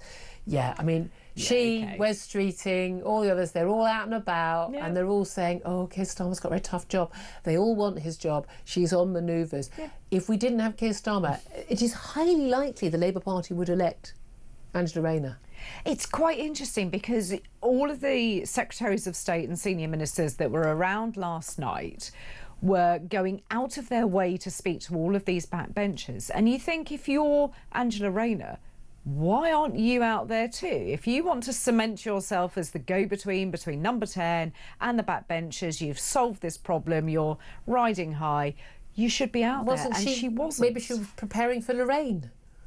Do you think you have to prep for these interviews, don't you? Let me touch back on Lucy Letby, because I talk about something different. Because I'd go, by the way, before we get on to that, I want to hear your thoughts on all the topics we're talking about. What is your reaction to the rebellion last night, to the victory stroke, clutching defeat from the jaws of victory? Keir Starmer last night. Give us a call, 0344 499 1000. Text the word talk and your message to 87222. You can get in touch with us on X at Talk TV. Calls cost are charged at the national rate. Text cost one standard network rate. Message, of course. But we talked a few moments ago to Danny Shaw, Home Affairs correspondent, on Lucy Letby. These two incredible developments. So much focus. I mean, the Mail campaigns. There's lots of people campaigning, including MPs, like David Davis and others, campaigning massively on this issue of whether or not Lucy Letby is the victim of a miscarriage of justice. We learned yesterday that 3 senior hospital bosses at the Countess of Chester Hospital at the time of 2015-2016, when babies were... Well, Lucy Letby is convicted of murdering and attempting to murder a total of 14 babies. Other charges also brought against her, which were not agreed by the jury or she was found not guilty of. But now we're looking at other charges happening, but also these 3 hospital bosses have been arrested and bailed, not named, for gross criminal negligence. Now, these are incredible developments. At the same time that we now know Lucy Letby could well face more charges for more babies' deaths and injuries, not just at County Chester Hospital, but also Liverpool Women's Hospital as well. Do you think that if there were more charges brought, and again, it's a lot of ifs, if against Lucy Letby, if she were found guilty of any of those crimes, that would finally put to bed some of these conspiracy theories that she is basically being hung out to dry and she's a victim of terrible miscarriage of justice, this young, very attractive blonde nurse who did nothing wrong in a failing neonatal unit who's been blamed by everybody. Do you think that will stop? No, I don't. I think that the people who believe there has been some horrendous miscarriage of justice will always think that. Yeah. And I think she's been through the judicial process. She has been found guilty in court. Now, there is some question over some of the evidence. I do understand that. But I'm not convinced that there's enough to overturn this. I don't mind there being a review. And no, there absolutely. have been enough miscarriage of justice. And if that just settles things, and I think it's very important that people have faith in the justice system. Yeah. And, a lot of us don't have much faith in the justice system, certainly not judges, more faith in juries. But given in that the cases that came to court, the juries were out. There was a second case involving another baby, but the case that involved lots of babies, there were, extraordinary amounts of time spent spent by the jury on each individual case. Some were found not proven, some not guilty, some undecided. There was not a, we'll be in 10 minutes, she's definitely guilty, 100%, we're believing everything. They weighed up that. I have absolute trust that jury did due diligence on that. Talking of trials, though, P. Diddy, Sean Combs, his trial, really annoying. It's very likelihood we may well get a result in that trial, a verdict in that trial from the jury. They've agreed on, I think, 4 of the 5 charges, but not the most significant charge, the racketeering RICO charge, involving these just horrific, so-called freakoffs, these, organised sex parties where his girlfriends basically had sex with complete strangers and male prostitutes for hours and hours and days on end, and needed drips and medical treatment afterwards. I mean, I would say your face is the same as mine. Middle-aged women going, ew, no. The fact that we don't know whether he's been found guilty or innocent of those charges, and the judge has said he wants unanimous decisions on all 5 charges before there is that's released. But it is absolutely fascinating. If your defence is, I was a domestic abuser, I was violent and abusive, but I didn't racketeer, I didn't have an organisation that crossed state lines and things. If that's your defence, you're not on the most solid ground, are you? You're not. He's trying to get off on a technicality, because the evidence in this trial has been horrendous. I think at the beginning... And he didn't give any defence himself, but the defence was like tiny, and he didn't give evidence, which is always... tells you a lot. Well, I'm sorry, if I was a juror, I would read something into that. Yeah, absolutely. And I hadn't appreciated quite how horrendous this was. You start reading it, and see, your face did exactly the same. It is sorry awful. If you're eating your breakfast late, I don't know. And he maintains his innocence throughout all of this. But it's quite interesting that the judge is demanding that it has to be 5 unanimous decisions. So I'm not sure when we're going to get some kind of result. I saw this late last night, so the jury have retired and they will come back today. So I think that we need to keep an eye on this. It is quite important because he has been able, if he is found guilty, to get away with this for a considerable period. Well, it's very interesting that given that everyone apparently knew about these freakoffs, as they were called. That everyone seemed to know about it. An awful lot of people took part in them, but he wasn't caught up in the Me Too movement. It did seem to me that there were just certain men who had a get out of jail free card, as it were, until now. And I wonder why, because only certain men came under attack. Anyway, let's come back to what's been going on here. 20,000 small boat migrants have arrived so far this year from France. Again, I'm going to say the ones we know about. These are the ones who were intercepted. I'm sure there's... That said, if you do get here, why wouldn't you just say, hello, I'm an asylum seeker, get in the system, get your free hotel or your flat. It's still going up. It's a record number. Abject failure to protect our borders. The gangs have not been smashed. Boats have not been stopped. Is the answer, though, what Keir Starmer's trying to do, and a bit of negotiation with Emmanuel Macron and Ursula von der Leyen in Brussels, or what Donald Trump is doing with Alligator Alcatraz in Florida? He visited this big new prison built in a matter of days, I believe, actually, next to an airport runway. If you're if you're a legal migrant and you can't prove you've got a right to be in the States, you're basically manhandled in the street by ICE agents. You're taken into custody. You're put here. You're in a bunk bed inside a cage. There is air conditioning. It's very hot there, but there is air conditioning, I'm told. And then you're going to be put on a plane back to your home country. I don't understand why people think. I mean, you need an appeals process if someone is not the person they say they are, and but I don't really understand if someone has entered the country illegally. I don't know why people have an issue with this. And people say, well, they've got children. Well, should have thought of that.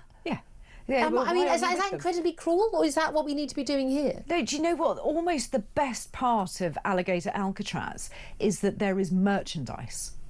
There are baseball caps and T-shirts and sweatshirts. I mean, Donald Trump doesn't miss an opportunity, does he, for a bit of merch coming out there? But I think that why would you not want a deterrent? And if you are going to round up people that shouldn't be in your country, they have to go somewhere. So why not have a And what do you think you're going to be able to find them again once they know they're looking for? But talking about, people say it's an immigration crackdown. No, it's an illegal immigration crackdown. You don't have a right to just live in any country you darn well feel. Yeah. If I went to America and I was not legally allowed to be there, I would expect to be deported. I don't know why this is controversial to people. And they're talking about splitting up families, but we have the same issue with illegal migrants here, like committing a crime. And we've had this tribunal say, well, they've got children here. Take the children with you if you care so strongly about it. Oh, they've got a right to be here. Fine, then leave them here. It's up to you. We're not bothered which you do, but you made those decisions yourself. I'm sorry, I don't understand. I know it's cruel, but it's also cruel to have someone, I mean, we're talking about 10 million in America, people working in... They're not paying tax. They're working in the black market. And everyone goes, oh, well, you know, the California economy won't survive. You know, our economy won't survive. They're paying people, you know, below wage. The reason why wages are so low in America, and the average American in 20 years has not seen a real terms increase in their standard of living, is because of illegal migrant workers who undercut. And they're able to, they're willing to work for worse conditions and worse pay, and the employers love it, and it's all off the books. And I'm sorry, you know, there's going to have to be a bit of pain. But when you enter a country illegally or you overstay illegally, you know the deal. Yeah. You know the deal. Tough. Exactly. And those that commit crimes and then look to be deported and manage to get some kind of magical stop because they have a family. Well, I don't care at this point. If you're a criminal, you have abused the trust, off you go. Absolutely. And if you don't have a deterrent, well, what's the point? Well, let's build alligator Alcatraz here. I mean, I know what we call it here. I don't know. Round my way, it'd be fox Alcatraz. The foxes will get you. Foxes and pheasants. I do need to go to break, but I do also just want to quickly talk about this latest stats showing that 4 in 10 babies in the UK is now born to at least one foreign-born parent. The majority of those foreign-born parents are non-European. In order, it's Indian, Pakistani, Nigerian, also Romanian, Bangladeshi, and then Polish. Those are the top group. Now, we need more babies being born in this country, but if 4 in 10 babies are being born to non-British born parents. I think 1 in 3 babies now is born to a foreign born mother. That is something that we should at least discuss. Now, people can say it's a good thing, it's a bad thing, but it is something we should discuss, and it is the direct result of the mass migration that we have seen in recent years, started under Tony Blair but carried on particularly under Boris Johnson, off the scale. This is something that the public might have expected, someone might have asked us about before they chose to do. I think we need to look into it a little bit further. It's a very interesting headline, but I think that you need to be careful when you start looking at foreign-born. I'm foreign-born. Born in Cyprus? Cyprus, yeah. My father was also born in Singapore. Boris Johnson, a former Prime Minister, born in America. So I think you need to look at that. But when you look at the top nationalities, Indian, well, OK. But are they here? Are they contributing to the economy? Are they are they a net drain on us, or are they? Is it about money, or is it about a cultural issue? And again, I don't think it's about skin colour. I think it's about a cultural issue. People being born to families who are new to this country and perhaps are not embedded in the culture and the values of this country. I think it's both. But it's a conversation we should have. We will have a little bit later. 11:24 is the time. Your calls on that very welcome. Calls on welfare already coming in thick and fast. We'll get to those up next. 0344 499 1000. This is Talk.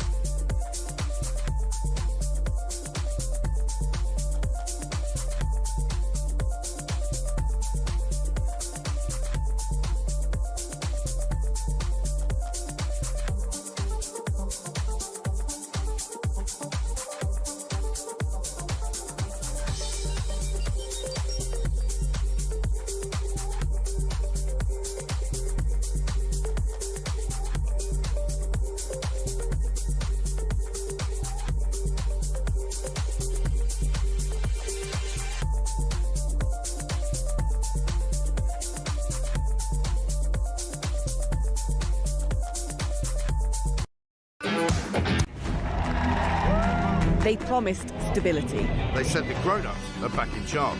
I was so happy you just couldn't believe it. Our work is urgent, and we begin it today. I mean, you couldn't really scrape together a worse gang of misfits to run a dog kennel. Broken promises. Billions blown. Botched U-turns. And Britain is burning. One of the most immeasurably eventful. 1 year in power. And Britain in freefall. It's just been a disaster. 1 year of chaos. Friday, 4th of July. 9 p.m. On DAB+, on your smart speaker, on your smart TV, and on your side. This is Talk. Morning, welcome back to the show. This is Talk, the Home of Common Sense. Do stay tuned, not only for the brilliant calls coming up, but also we're going to be talking about where we are. The BBC Director General, Tim Davie, fighting for his job after that outrage at Glastonbury with the Bob Villan chants of death to the IVF. Oh, and Diane Abbott saying the quiet bit out loud, referring to the Jewish Defence Force. Going to talk about all that with pro-Palestinian activist Steve Headley. It's going to get lively. It always does with Steve.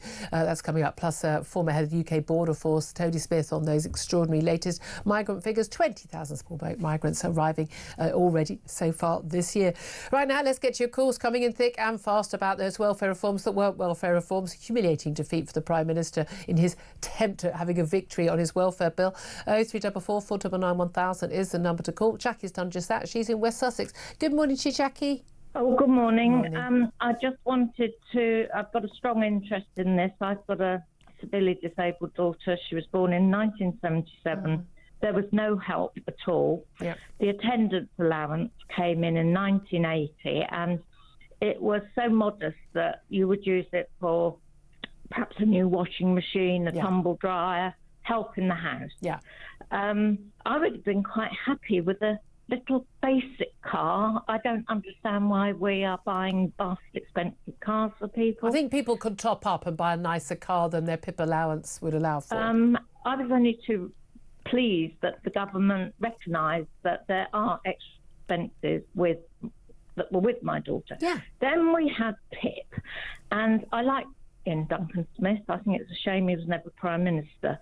But by this time, when the PIP assessment came in, my daughter is an adult, and we're fortunate enough that she lives in a home for disabled people. She was sent for by the job centre and had a harrowing interview for an hour, and she couldn't answer one single question, bless her. She didn't know what an O or A level was, and they asked her whether she'd ever been to college. And I just don't understand why we make such a pig's ear of this when it ought to be quite simple. Why keep reassessing my daughter? I would give my right arm for her to be normal and to have grandchildren and for her to be married. But her condition's not going to change, so why are they wasting everyone's time and money? Why waste all that and the money? trauma for her? And it happened under Tony Blair when he decided everybody would be lumped into, you'd be classed as disabled for the most minor things, and quite frankly I thought that was an insult to my daughter and all the other parents like me. And the people who everybody, I think, should be proud to pay taxes in a civilised society to help. Yes, exactly. And I just think I cannot believe what people are claiming for. I could have access to my daughter's bank account.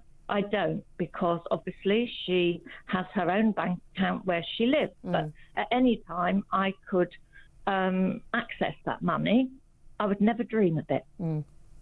I would never dream of touching a penny of hers. Yeah, exactly. And again, I do think that when people say we want to protect disabled people, the whole point is we want reforms that do protect people who genuinely have disabilities, where they need extra help to have a decent quality of life, and we should all help contribute to that. And when we're paying for anyone and everybody who says they feel a bit miserable on a Wednesday morning, we can't provide that help. Jackie, thank you so much for your call. Send you our very best wishes to you and your family. Right, strap on, everybody. Georgina in London is on the line. Good morning to you, Georgina. Good morning, my darling. Good morning. Can I just say, Claire Pearsall just did a little clap. Good morning. Come on, go for it. Well, to say disgusted would be an understatement, and I do sympathise with the likes of Jackie, who's just called people who have got genuine disabilities. And my best friend, I love her dearly, has got cerebral palsy. She's got a genuine disability. The girl can't walk. So people like that who've got genuine disabilities, all power to them, and we will help them as much as we can. On the other hand, on the flip side, Julia, people who've got, they say they've got serious anxiety, well, get a grip of yourselves, sort yourself out, you know, and get a job like we all have to do. Sitting at home on your bottom in your house is not going to help your mental health. Get out, meet people. Fresh air does you the world of good. As for the welfare reform, it's an absolute farce. I was spitting bullets at the television. I wish I had Keir Starmer, Tony Blair, Jeremy Corbyn and Boris Johnson in front of me. By God, they'd have a verbal lashing they would never get over. I would pay to watch that. I really would. Georgina, time is against us, but I mean, as always, an absolute joy. Honestly, Georgina speaks for the nation. She really, really does. Thank you so much. I just always love your calls. 11:33 is the time. Up next, someone I think doesn't speak for the nation, Steve Headley, pro-Palestinian activist and trade unionist, on where we are with that crisis at the BBC and at Glastonbury over those horrific death chants from an actor, Bob Villan. We'll talk about that up next. This is Talk.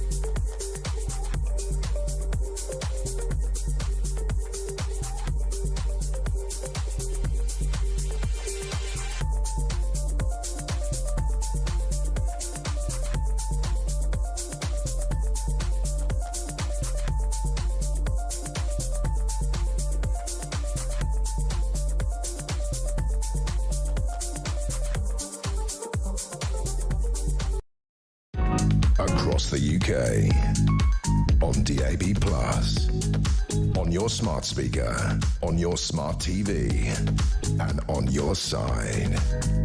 This is Talk. This is Talk, the home of common sense. So don't forget, by the way, Friday night at 9 o'clock this week, 1 year of chaos airs. My goodness me, we've had a week of chaos, haven't we? This Friday marks 1 year since Labour's landslide election victory. And to commemorate that occasion, Talk has put together a 1 hour special. Features MG, Ian, everyone, me included, looking back at Keir Starmer's first 12 months in Downing Street. I think that's 12 months we're all going to want to forget. We'll just memory hole it and pretend it never happened. Certainly that's what he would wish he would do, wouldn't he? Anyway, do watch that at listen to that 9 o'clock on Friday night, and I'm sure it'll be on our YouTube page as well. Right now, let's talk right now about, well, where we are with the BBC. The Director General, Tim Davie, fighting for his job after the crisis over Glastonbury, deciding to air the live stream Bob Vylan, a duo, punk rap duo hailing from the mean streets of Ipswich, where they decided to chant repeatedly, death, death to the IVF. They kept it online for about 5 hours, aired it live, even though there would have already been concerns about what the singer was going to say. Let's talk about all of that now with Steve Headley. He's a pro-Palestinian activist and trade unionist. A good morning to you once again, Steve. How are you? Good morning, Julia. I'm well. How are you? Very well indeed. I'm hoping we can keep the civility up. It doesn't often end up that way, but let's do our very best, Steve. Do you think that the Bob Vylan, the act that was preceding Kneecap, there was already lots of concern about what Kneecap would say ahead of Glastonbury at the weekend. Do you think Kneecap should have been live streamed on the BBC in the first place? Should they have had their feed taken down the moment they started chanting death, death to the IVF? And do you think any heads should roll at BBC for filming it? No, I think this is a complete distraction. I mean, while this was going on, we've had hundreds of people killed in Gaza. That should have been the story, not people that are exposing the massacres that are going on in Gaza. Can you imagine, Julia, you're a mother, right?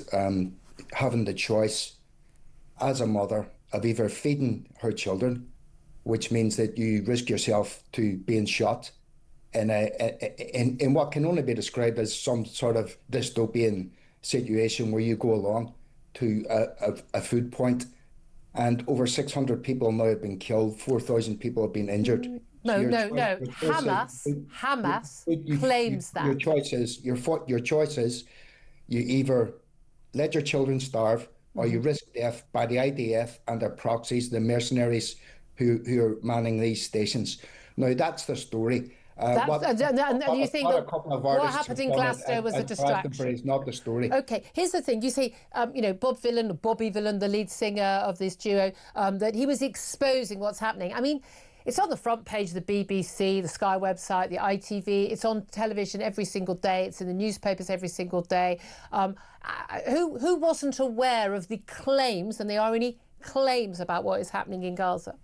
Well, they're not claims. We've had Amnesty International. We've had the United Nations. They weren't there. They can't verify something if they weren't there. Are on the ground. They are on the ground. The United Nations. A lot of those charities have withdrawn. I mean, this is the problem. You and the Israeli lobby represent about 5% of society, which actually believes the IDF propaganda. I don't believe any propaganda, but I don't believe Hamas propaganda either.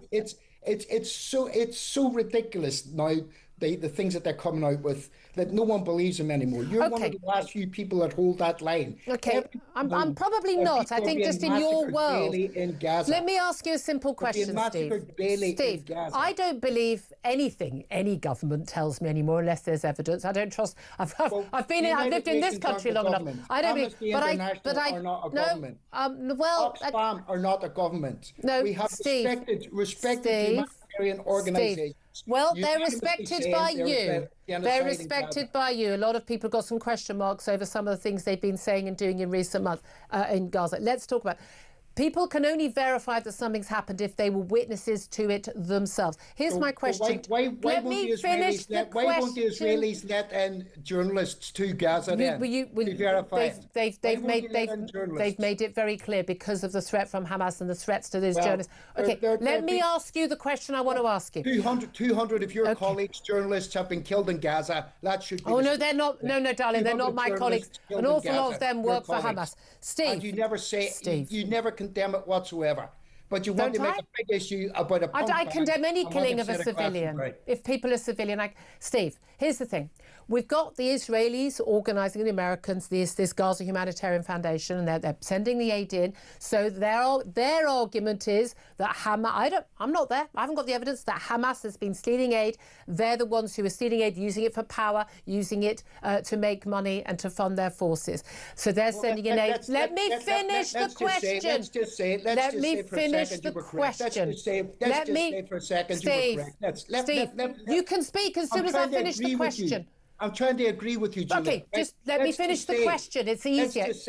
I could have finished it by now if you stopped talking. Right, okay. Right. So let's just say why... for a second you were Steve, correct, Julia. Steve, Let's why... just give for a second you were Steve, correct. please, for the love of God, let me ask a question. People and then murder and then injure another 4,000 people. Steve, is that legitimate? Can is we that just, okay? Okay, can you just take his microphone down, so I can speak and then you can listen, okay? And then you can speak, and I'll shut up when you speak, right? So they're delivering all this aid. No, but seriously, because there's no point. It's a horrible listen. They're delivering all this aid, millions of pounds worth of aid to people, but they decided we're going to deliver this aid and then we're going to play the Hunger Games with these civilians, and we're just going to mass shoot hundreds and hundreds, as is claimed by the Hamas-run health ministry, hundreds, and the aid agencies whose doctors are treating these people, hundreds of civilians, babies, children, women, innocent men, trying to get food, and we're just going to shoot them en masse just for fun of it, eh? Why would they do that? What would be the motivation, given the international condemnation that is happening of this? And B, because let's face it, the IDF haven't got a history of being incompetent. We've seen how they've dealt with Hezbollah and the Iran. And B, given that there are 1.5 million mobile phones in Gaza, and so much has been captured on mobile phones, why is there not one, and I mean not one, piece of footage from any of those civilians or anyone on scene of any of these massacres taking place by the IDF? Your turn, Steve. Okay, well, first of all, the intention, the clear intention, is to make life so difficult for people that they flee Gaza. Look, this isn't a secret anymore, Julia. The ethnic cleansing of Gaza is a plan. The Israelis have admitted that they want people out of Gaza, okay? Trump's even said it. They want Gaza evacuated. They want to turn it into real estate. Secondly, look, it's not just the Hamas government who are saying this. It's every reputable international organisation that are saying people are being killed daily in their camps, if not their hundreds. Amnesty International, Oxfam, we have the United Nations, we've got every reputable... Who by? I've just said. But why is there no video footage of it? On the ground. Julie, you said you weren't going to speak over me. But... Okay. Amnesty International have got people on the ground. United Nations have got people on the ground. Oxfam have got people on the ground. And they didn't take any video footage. International agencies that have got people on the ground that are verifying this. As for the footage, no one put their phone up and took a video. Julia, let me finish. But I asked you the question. You're not answering it. Why is there no video footage? I'm answering you the question. As for the footage, if you look at Al Jazeera, which is on Freeview, you will see pictures. If you look at France TV, which is on Freeview, you will see pictures of people being massacred every day. The fact is, and that the national disgrace is, that the BBC do not show these photographs. They do not show them. That's not fascist true. Israeli government in their narrative. They give it some credence. No one else does. Okay, it is not true. BBC, you think the BBC wouldn't show footage and then sort of blur out any death? No, there isn't footage of these massacres because they're not taking place by Israeli Julia, this soldiers. is just a ridiculous argument. You go on Al Jazeera, go on France TV, go on any other TV station, and you will see live streams sometimes, people being massacred, standing, queuing up for food. It happens.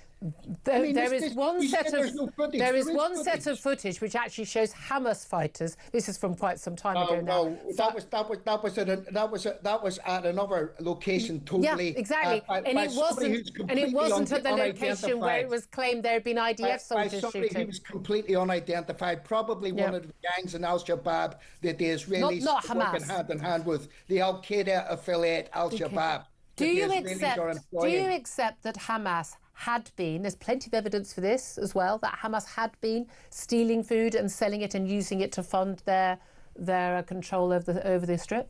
Well, the only people that have said that have been the IDF, okay? So I don't know, right? Let's just say for it. Let's just say, as you know, let's just pretend that that's true. Let's pretend that that's true. Mm-hmm. Is the solution they make people queue up and massacre them as they queue up? Why would they do that? They had 4,000 injured. Why would they? You say so they will flee Gaza, but they're stopping them fleeing Gaza. They've got borders that stop them fleeing, as have the Egyptians. Interestingly, I wonder why that is. What they want to do is make life so miserable for people in Gaza that when they do eventually give them an option to flee, that most people will take it. And, you know, I have to take my hat off to the absolute spirit and determination of people who are in Gaza fighting for their land. I don't think I could do it. I think I would try to get my children out of there. I mean, it must take... Well, most Palestinians have left and they've gone to countries like Jordan where they're living in a perfectly peaceful life and wouldn't it be better? So you agree with ethnic clensing then? Oh, I think you'll find that... You agree with ethnic cleansing? Okay, you can keep repeating the question or you can let me answer it. Okay. I think you'll find that as a general rule, well, actually, in huge number of occasions, it's happened in Yugoslavia, it's happened in Cyprus, it's happened in many, many, many countries since the First and Second World Wars, that actually moving whole populations has actually been, you know, quite a common thing over the years when it comes to ethnic fighting. If I were an Israeli, would I be willing to put up with Hamas-run Gaza on my border after what happened on October the 7th, 2023? Absolutely not. In which case, it's untenable for people in Gaza to remain under Hamas leadership. If they're not going to get rid of Hamas, if Hamas isn't going to lay down their arms and then they're urged to their declared statement that they want to annihilate Israel and all of the people in it, I don't think it's tenable for those people to remain. No, that's just, first of all, it's just not true. It's a completely false premise. Hamas wants to get rid of the Israeli state, which is something completely different. They want to kill all Jews. No, they don't. They literally said, the Hamas leadership literally said a few days after October the 7th, there's video footage on national television. Let me answer your point directly. But you can't just lie, Steve. If I was to say to you, okay, the problem is, since 1948, the Israelis, the IDF force came out of terrorist organisations, the Haganah and the Irgun, which actually murdered British troops in the St David's Hotel. It's a conscripted national defence Hotel, you would know that. And from then on, they've terrorised the Palestinians.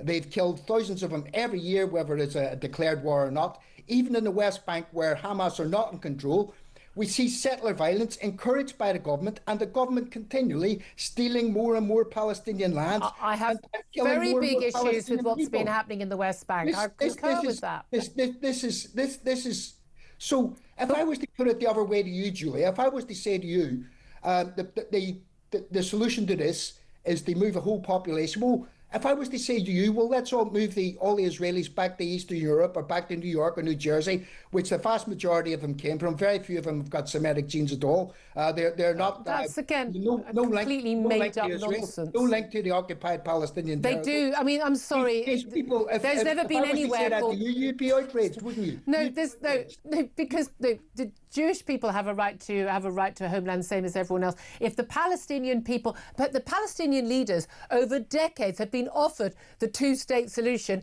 and keep turning it down because they want a one-state solution, the Palestinian leadership, which is they want the land of Israel. Israel is a tiny, tiny, tiny strip of land in the whole of the Middle East. There's plenty of places for people to live in the Middle East, but they want to have that one little bit. This is about the annihilation of Israel and the Jewish people. It's not about the rights of Palestinians.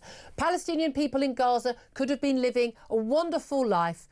They could have had that real estate that Donald Trump talks about if they weren't ruled by extremist terrorists whose main aim in life is killing Jews. It's the fault of the Hamas terrorist leadership and the support that the population gives them.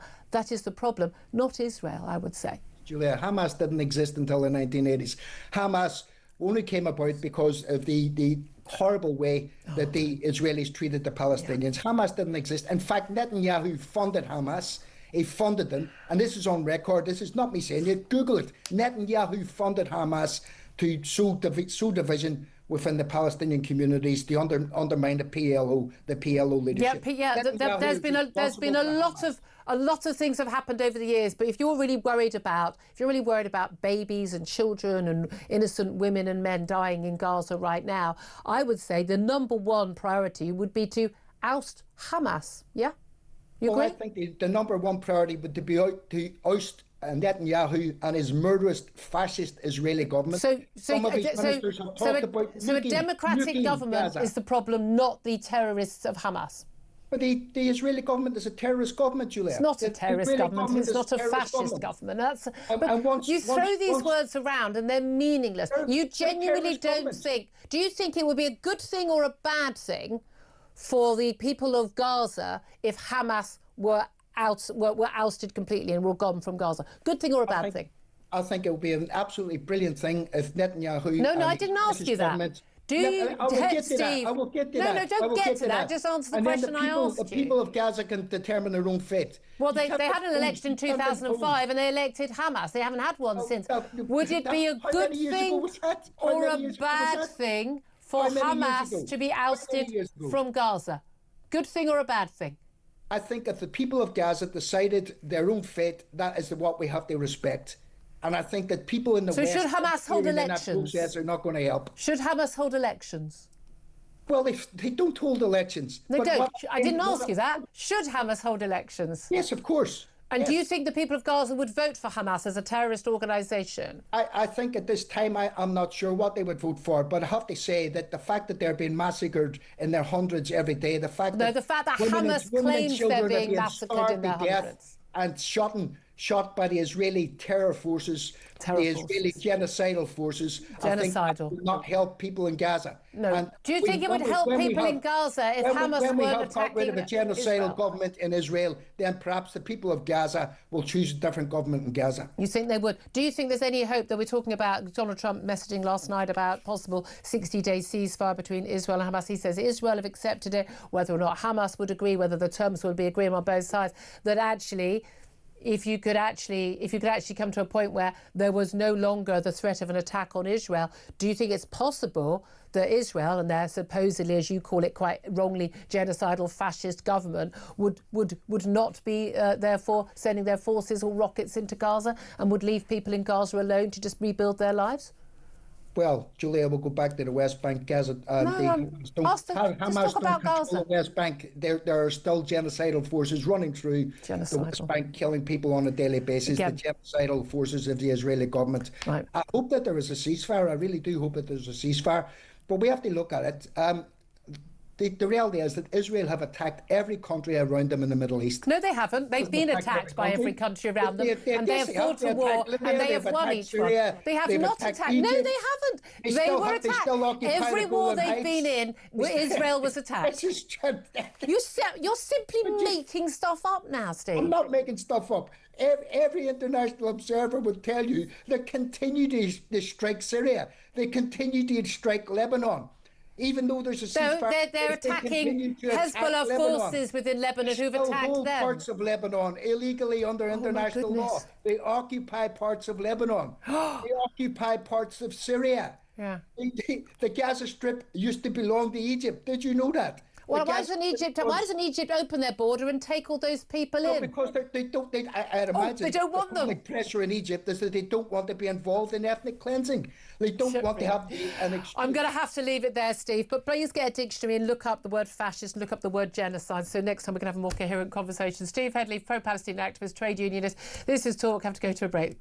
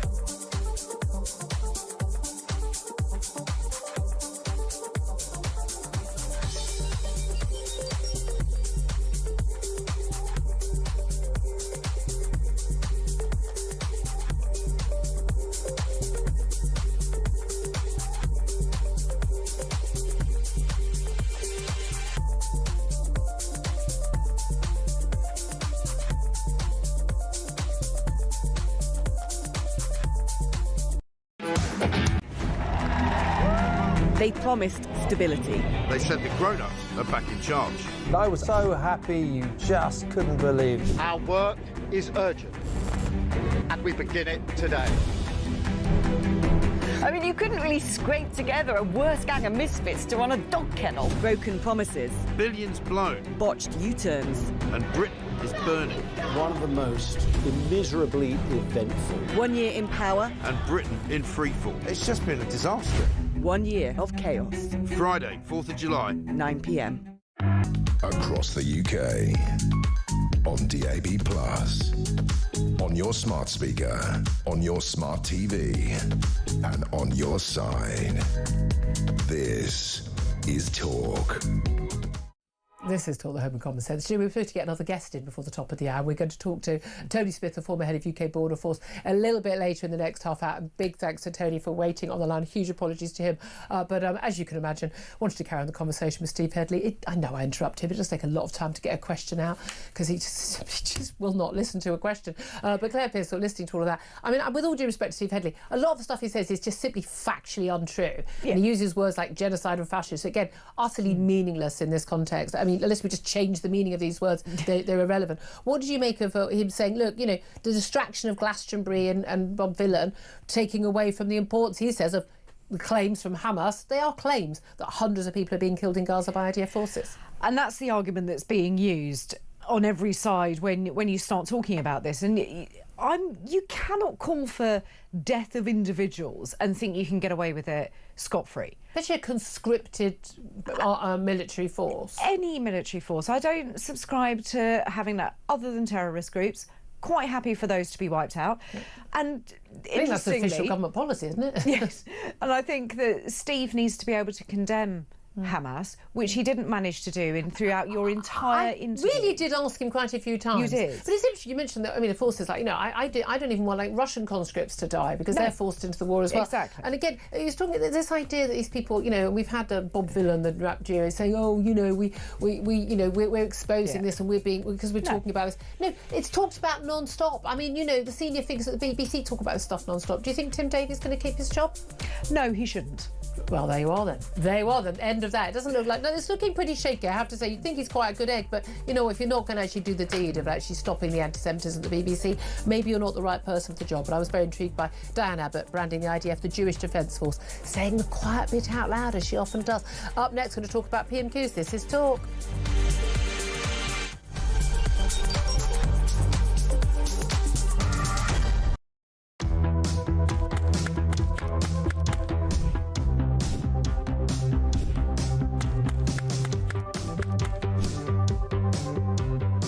Is it transphobic to say only women have a cervix?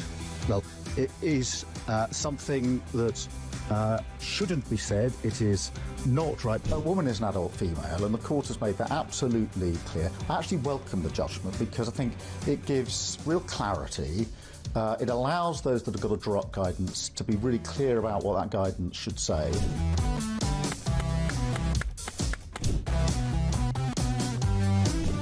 If you want to fight for Remain, vote Labour. Now, there are some who say we don't need Brexit to work. We need to reverse it. I couldn't disagree more.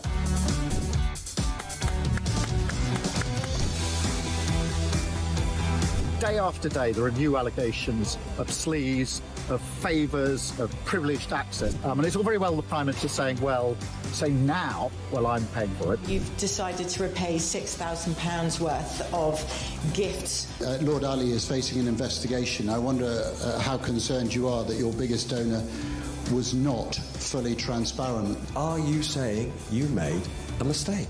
It was right for me to make those repayments. Thank you.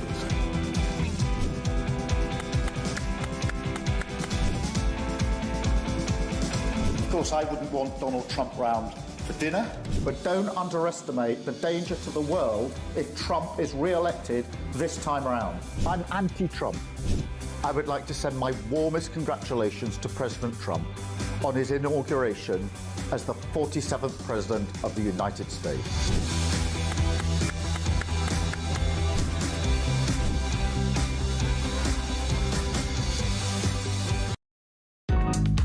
across the UK. On DAB+, on your smart speaker, on your smart TV, and on your side. This is Talk.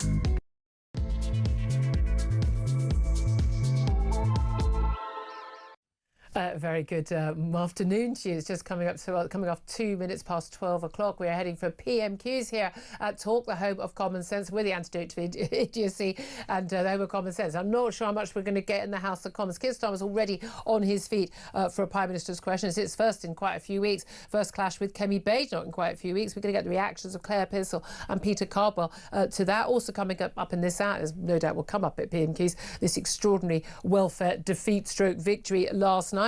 But also going to be talking about Donald Trump visiting the new Florida detention centre dubbed Alligator Alcatraz. Is that what we need for our asylum seekers and failed economic migrants here in the UK? Plus, the Bank of England is accused of wokery yet again, planning to drop having historical figures such as Winston Churchill or Jane Austen on banknotes and trying to sort of reflect modern diverse issues. Deep sighs, everybody. Before we get to the chamber, they will take, obviously, live questioning between Kemi Badenoch and Keir Starmer. But he's been yapping away, I've got to be honest, the Prime Minister, for quite some time already. Delighted to welcome Peter Cardwell to the studio, talk presenter, political commentator and star of a kneecap video. Finally made it, Julia. The act that everyone was concerned about at Glastonbury, well played. And of course, Claire Pissell, former Conservative Government Advisor, also here. Now, I will very rudely interrupt you as soon as Kemi Badenoch is on her feet. But Peter Cardwell, absolute shambles last night, utterly humiliating defeat ahead of just the first anniversary of this Prime Minister in office. How bad was it, though? It was just total shambles. Even 90 minutes before the vote, there were further concessions. The title of this bill is the Universal Credit and Personal Independence Payment Bill. There's nothing in it now about the personal independence payments, and the net result of this thing, which was meant to save £5 billion, will now be that it costs £100 million a year. It's absurd. Yeah, it absolutely is extraordinary. In fact, it's very interesting to note, I think I can see Rachel Reeves sitting and Angela Rayner sitting either side of the Prime Minister, flanking him. Let's go straight to the House of Commons right now. Mr. Speaker, can I first of all take this opportunity to congratulate the member for Rochdale for being the toady of the week, helping the Prime Minister. Yeah. We all know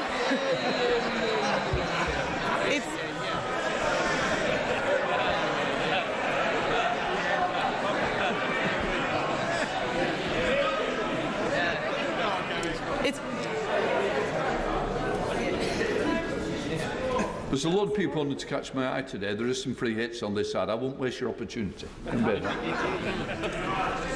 It's been a difficult week for the Prime Minister. So let's start with something simple. Can the Prime Minister tell the House how much his welfare bill is going to save? Prime Minister. Mr. Speaker, let me start by saying free school matters on this side of the House. Mr. Speaker, in relation to welfare, what we delivered last night was a bill which ends mandatory reassessment of those with severe disabilities. That is the right thing to do. It rebalances universal credit. That is long overdue, and it sets out a pathway to reform of PIP. Mr. Speaker, it's consistent with the principles I set out throughout. If you can work, you should work. If you need help into work, the state should provide the help. The system that they broke doesn't do so. And if you can't work... I think there's one or two I can spot immediately. Usual voices, same names, please. It's too early to leave the chamber. Prime Minister. And, Mr. Speaker, if you can't work, you must be supported and protected. The reformed welfare system that we're putting in place will be better for individuals, better for the taxpayer, and better for the economy. Mr. Speaker, I don't think the Prime Minister actually watched what happened in the House yesterday. His bill was completely gutted. A U-turn in the middle of the debate, removing Clause 5. Where on earth was he? The reason why he can't answer the question is because he knows it doesn't save any money. It's going to cost millions. This is the first Prime Minister in history to propose a bill to save money who ended up with a bill which costs money. So if the bill doesn't cut welfare spending, can the Prime Minister tell the House how many people it will get into work. Well, Mr. Speaker, I'm glad she asked that because it gives me the opportunity to say we've already started changing the job centres and investing in support back into work. The Trailblazer scheme, which is doing exactly what she asked me, which is getting people back into work. The bill last night will help people back into work, and of course the Timms review is ongoing. But I tell you what won't help people back into work, what won't help control the costs, and that is voting to keep the broken system. And that is what they did last night. Everybody in this House accepts that the current system is broken. It invites the question, who broke it?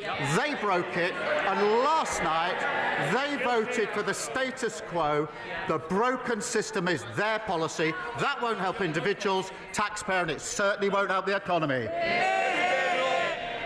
Mr. Speaker, I'll tell him what we did on welfare. Yes, they cannot.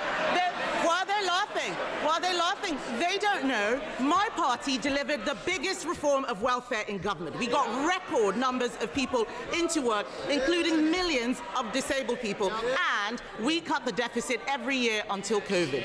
The fact is, we're not scared of doing difficult things on this side of the House. We got people back into work. What he forgets is that since the election, since he became Prime Minister, an additional 1,000 people a day are signing on to incapacity benefits. That is 50% more than under us. 50% more than under us. And, Mr. Speaker, astonishingly, because of the mess they made yesterday, because there are no more savings, sickness benefits alone are set to rise to £100 billion on his watch. He cannot reduce that now. Mr. McKee, I think we've had a run-in before. I certainly don't want any more. Seriously, you're obviously not getting your timing right because I can hear your voice every time. I'll start again, Mr. Speaker. Start again. Sickness benefits, louder for those at the back, sickness benefits are set to rise to £100 billion because of their mess. They cannot now reduce it. They can't reduce it because after last night's humiliating U-turn, we know he cannot control his MPs. They're cheering now, but you signed the amendment. Over 100 people signed that reasoned amendment until the bill was completely gutted. He said that he would take the difficult decisions, but isn't the reality that he is too weak to get anything done? Mr. Speaker, I'll tell them what they did to the welfare system. They broke it. And it's the same as the NHS. What did they do? They broke it. Same as the economy. What did they do? They broke it. They broke everything that they touched. And now she describes the broken system that we are trying to fix. What did she do? She voted against fixing the system that they broke. And I'll tell you, Mr. Speaker, and spell that out, they voted last night for the system that is keeping 1 million young people not learning or earning. That is a disgrace of their system. They voted for a system where we have 3 million people out of work on ill health, and they voted for that system. We're fixing it. We're clearing up the mess that they left, just like we're clearing up the NHS and the economy. He's got some brass neck. Has he read the papers this morning? That bill will achieve nothing. It is a pointless waste of time and is absolute proof that he doesn't have a plan. Let me tell the House what's going to happen. In November, the Chancellor is going to put up our taxes to pay for his incompetence. We on this side of the House know that you can't tax your way to growth. But people out there are frightened. People out there... Yes. These are the same people who cheered when they talked about the NI rise and the jobs tax. Why are they complaining now? People out there are frightened. Can he, Mr. Speaker, can he reassure them by ruling out tax rises in the autumn budget? Prime Minister. Mr. Speaker, she knows that no Prime Minister or Chancellor ever stands at the dispatch box and writes budgets in the future. That isn't what they did, it isn't what we did, and she knows it. But she talks about growth. For 14 years, we had stagnation, and that is what caused the problems. And I'm really pleased, Mr. Speaker, to show the progress that we're making. I can update the House. Last week, Amazon put in £40 billion of investment into this country, one of the biggest investments of its time. That brought the inward investment to £120 billion in the first year of this Labour government. Mr. Speaker, I can also tell the House that business confidence is the highest for 9 years. That's longer than the whole time that the leading opposition's been in Parliament. And the figures this week demonstrated and showed we had the fastest growth in the G7 in the first quarter of this year. What a difference to the mess they left. That's the difference a Labour government made. Mr. Speaker, he talks about jobs. Unemployment has risen every month since Labour took office. Has he spoken to Nissan, by the way, and looked at what's happening there? This man has forgotten that his welfare bill was there to plug a black hole created by the Chancellor. Instead, they're creating new ones. They're creating new ones. She looks... Mr. Speaker, she's pointing at me. She looks absolutely miserable. Labour MPs, yeah, she looks absolutely miserable. Labour MPs, they can point as much as they like. The fact is, Labour MPs are going on the record saying that the Chancellor is toast, and the reality is that she is a human shield for his incompetence. In January, he said that she would be in post till the next election. Will she really? Prime Minister. Well, she certainly won't. Mr. Speaker, I have to say I'm always cheered up when she asks me questions or responds to a statement, because she always makes a complete mess of it and shows just how unserious and irrelevant they are. But she talks about the black hole. They left a £22 billion black hole in our economy, and we're clearing it up. And I'm really proud, Mr. Speaker, that in the first year of a Labour government we got free school meals, breakfast clubs, childcare, got £15 billion invested in transport in the North and the Midlands. With cutting regulation, planning and infrastructure is pounding forward, building 1.5 million homes, the biggest investment in social and affordable housing, and of course, Mr. Speaker, the 3 trade deals. Remember the ones that they couldn't get, including the US trade deal. On Monday, those tariffs came down. That secured the jobs at JLR. That's who we care about on this side of the House. How awful for the Chancellor that he couldn't confirm that she would stay in place. He talks about this year in office. This week marks the first anniversary of Labour coming into office. And let's have it. Yes. The whips can't get them in the lobbies, but they can get them to cheer at the right time. Yeah. The fact is, his own MPs are saying this government is, and I quote, incoherent and shambolic. That's Liverpool Wavertree that said that. I could go on and on. But the fact is, it's been mistake after mistake after mistake. There is no plan to get people into work. There is no plan to cut the welfare budget. There is no strategy. There is just a series of humiliating U-turns like winter fuel, like grooming gangs. Mr. Speaker, what's really shocking is that every other party in this House voted for even more welfare spending yesterday. Yes, those MPs behind him and the Lib Dems and Reform. The Conservative Party believes that this country needs to live within its means.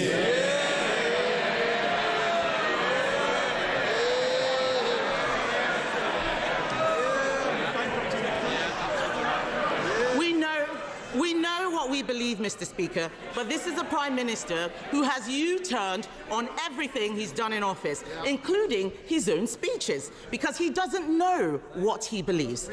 With left-wing Labour MPs now running the government, isn't it working people who will now pay the price? Mr. Speaker, this is why she always cheers me up. She talks about living within their means, having left a £22 billion black hole. Mr. Speaker, she talks about the first year. I'm really proud of our first year in government. We promised, Mr. Speaker, 2 million extra NHS appointments. We've delivered 4 million. A promise made and a promise delivered.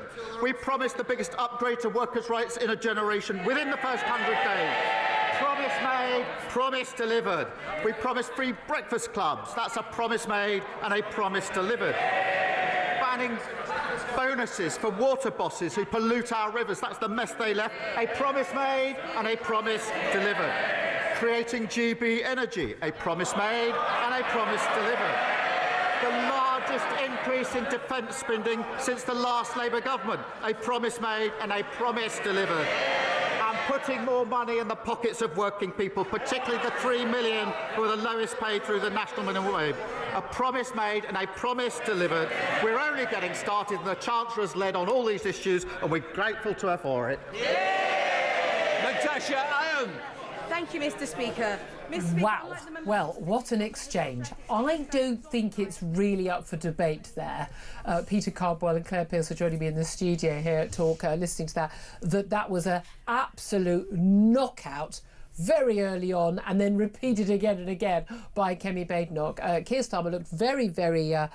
I would say chastened, sort of kind of almost like, unsteady on his feet. You just showed me a video of him. He was walking out of Downing Street and stumbled slightly, and he stumbled many times during that, during those discussions and during those questions. He really just was totally outclassed. £22 million black hole. Yeah, just keep saying that. Just keep saying it. Even just now, what was really interesting, now I don't know if you were listening, if you were watching, you would have seen, but if you were listening, you wouldn't be able to see. But it's interesting that on the fifth question, Kemi Badenoch saying that the Chancellor looks absolutely miserable, and saying the Chancellor is toast. I have to say, Rachel Reeves had bags under her eyes like she's not slept for like 3 weeks. She's been at Glastonbury, I don't know. But she genuinely looked like she was about to cry the whole way through that. Did she not, Claire Pearson? Yeah, she really did. And unfortunately, she was slumping in her seat, which just made it worse. Those benches are really uncomfortable to sit on, but you have to make the effort to sit up straight. And I think if she did that, she'd lift her whole persona, but she just looked defeated. And yeah, you can talk about appearances, but look, we were talking about a humiliating climb down by the Prime Minister yesterday, Peter, not being able to get this bill through. We now know, look, a bill that was supposed to save about £5 billion is going to cost a few $100 million. It was going to save £5 billion from the burgeoning, exploding welfare bill. So at some point, taxes are going to have to go up. I don't think you can even do spending cuts. And Rachel in other Reeves areas. knows that. Rachel Reeves knows that. She's sitting there knowing that there is pain ahead, that she is going to have to stand up in October, November time and completely and totally contradict what she said a year previously, that taxes were not going to go up on working people. They did anyway with national insurance. Well, don't you think that the key phrase there from Kemi Badenoch, where she said the Chancellor is toast, she's a human shield for his incompetence. I wrote that down. And then Keir Starmer was asking her, will she survive until the next election, and he wouldn't confirm that. Yes. That, I mean, he's made a joke. She won't. Yeah. Referring but to Kemi Badenoch. And another huge thing. I mean, bringing Keir Starmer coming into the House, loads of MPs, backbenchers cheering him. These are the people who last night made his life pretty much impossible. And there was a great line when she talked about a year on from Labour's victory. Kemi Badenoch talked about that, and she said the whips can't get them in the lobbies, but they can get them to cheer at the right time. Yeah. I mean, that's just going to be played over and over again. Absolutely. Because they sharpened their knives last night, and then this morning they're saying, oh no, Keir Starmer is wonderful. Now I would say, I mean, Claire, you're a Conservative. Okay, you work for the Deputy Speaker, but you were in the Home Office as Special Advisor. Look, that was an open goal. That was an open goal for Kemi Badenoch. But sometimes we do see leaders of the opposition don't score when there's an open goal, and they manage to sort of fumble it. I thought she was incredibly sure-footed. She seemed to be on top of it. We look, one thing we always do when we have these conversations, we're always very clear, very open. If you think Keir Starmer won, I'll say I think Keir Starmer won. He looked so much on the back foot, and it almost felt to me like an awful lot of those Labour backbenchers who inflicted this defeat on him are feeling a little bit worried over how this looks. And Kemi Badenoch saying, have you seen the papers today? Because how this is being played out is not good for the government long term. No, it isn't. And Kemi Badenoch has actually played a blinder today. She needed this to be good, but I think she has exceeded my expectations, that's for sure. She has done a sterling job at pointing out. And there was a lot of how bad off-the-cuff stuff as well. It wasn't just scripted. And it was when there was a lot of noise and the Speaker told somebody off for heckling, and she said, I'll start again. Fair play to her. Yeah. She gets a second crack at the question that she was asking, and it's more that she looks in control. Keir Starmer looks on the back foot, and he looked really, really rattled. And of course, you get your clip on the evening news. You don't want to ruin that. But this is one of the things I do like this Speaker. I've got some big question marks about Lindsay Hoyle's expenses and his travel and things lately. But so much. I mean, not John Bercow. Tick. But I do get annoyed when speakers interrupt. Now, of course, if you're in the chamber, if you're actually in the chamber, not even sitting above it in the press gallery, which I used to do every week, you can get to the point where you can't actually hear the question. The noise is so loud. But this telling off in the middle of answers is so frustrating to listen to, isn't it, Claire? It is frustrating to listen to, but I think what you don't pick up on the microphones is what the heckle was, how loud it was, and how many other people are joining in. And that's what the microphones don't pick up. So I do think it's incumbent upon the chair to actually keep the order. That is what they're there for. So I will actually... You'll defend that. Defend that one. Peter, I mean, Kemi just kept coming back on about, you know, this is incompetence by the government, tax is going to go up, a bill that's supposed to save money is now going to cost money. She talked about the Prime Minister having some brass necks, saying he doesn't have a plan. Taxes going up in November, criticism of the I mean, it was quite wide-ranging, but all based on the same point. And the reality is, this is how most voters are going to see this. There'll be people, I mean, the Labour backbenchers feel very pleased with themselves. They feel they've saved some money, saved cuts to disabled constituents. In fact, the point this was supposed to cut money for people who shouldn't be on disability benefits, not people who are severely disabled and need them.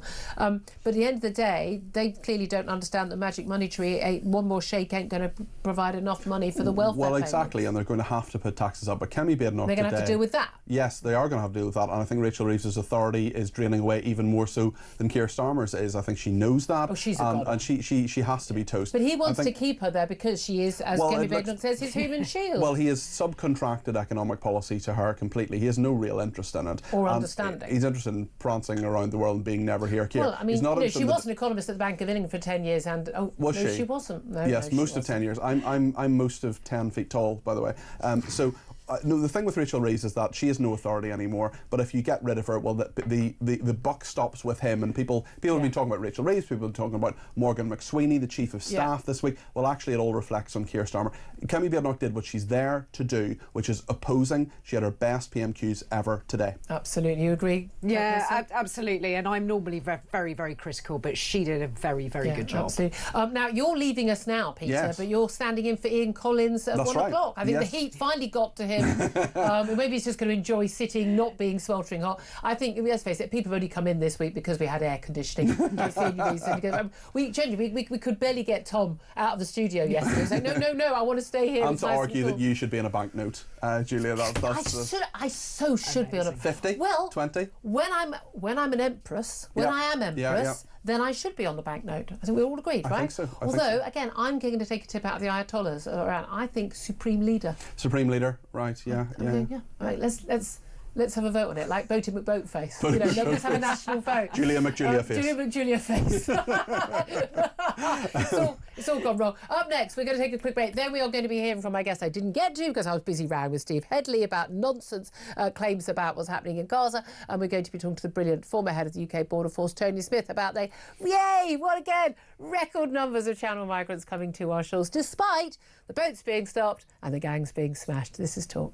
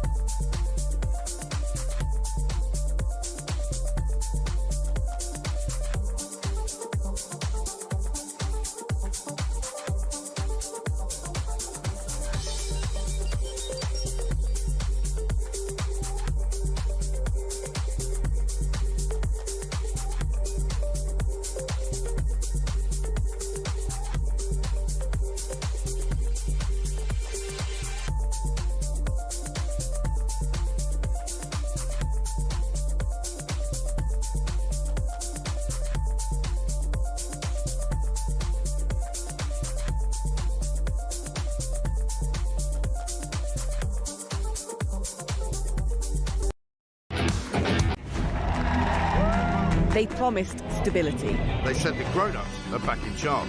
I was so happy you just couldn't believe. Our work is urgent, and we begin it today. I mean, you couldn't really scrape together a worse gang of misfits to run a dog kennel. Broken promises. Billions blown. Botched U-turns. And Britain is burning. One of the most immeasurably eventful. 1 year in power. And Britain in freefall. It's just been a disaster. 1 year of chaos. Friday, 4th of July. 9 p.m. Across the UK. On DAB+. On your smart speaker. On your smart TV. And on your side.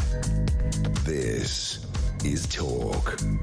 This is Talk, and better late than never. Let's talk to our next guest, former head of the UK Border Force, Tony Smith, who we were supposed to speak to about half an hour ago. Has very kindly come back on the line to talk about the amazing achievement of record numbers of Channel migrants crossing to the shore in the first 6 months of this year. Very good afternoon to you, Tony.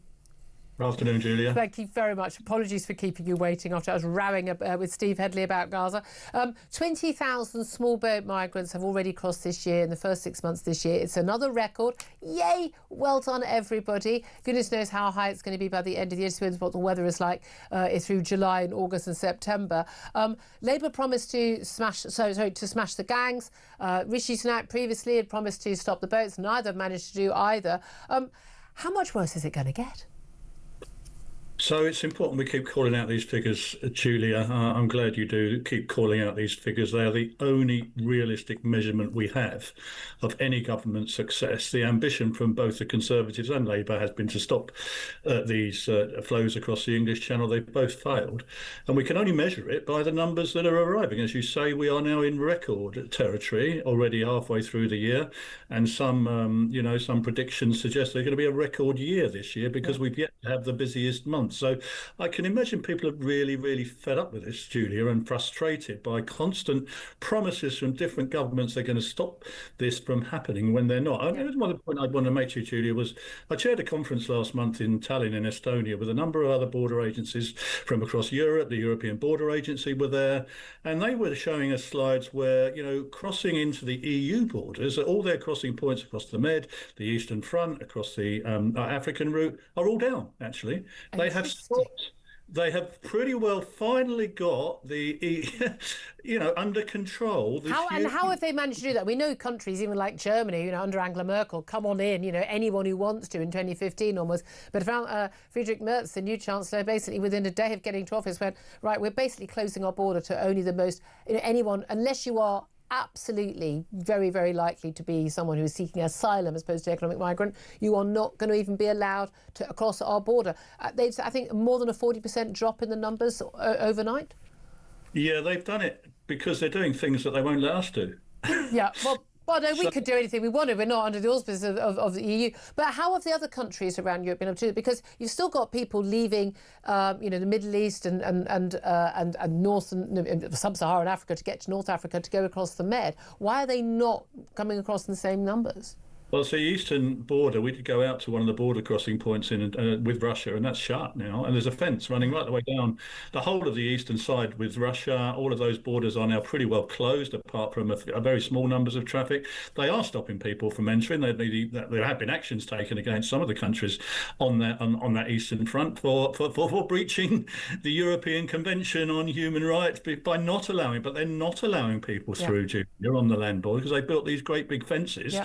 And they won't let them come across. Can't get in, we don't have to deal with it. But this is really basic stuff, isn't it? It's not about having a nice relationship with Emmanuel Macron, which is what we were always told by Keir Starmer is what was going to solve the issue. It was the Tories not sitting down around the table with Macron and Ursula von der Leyen.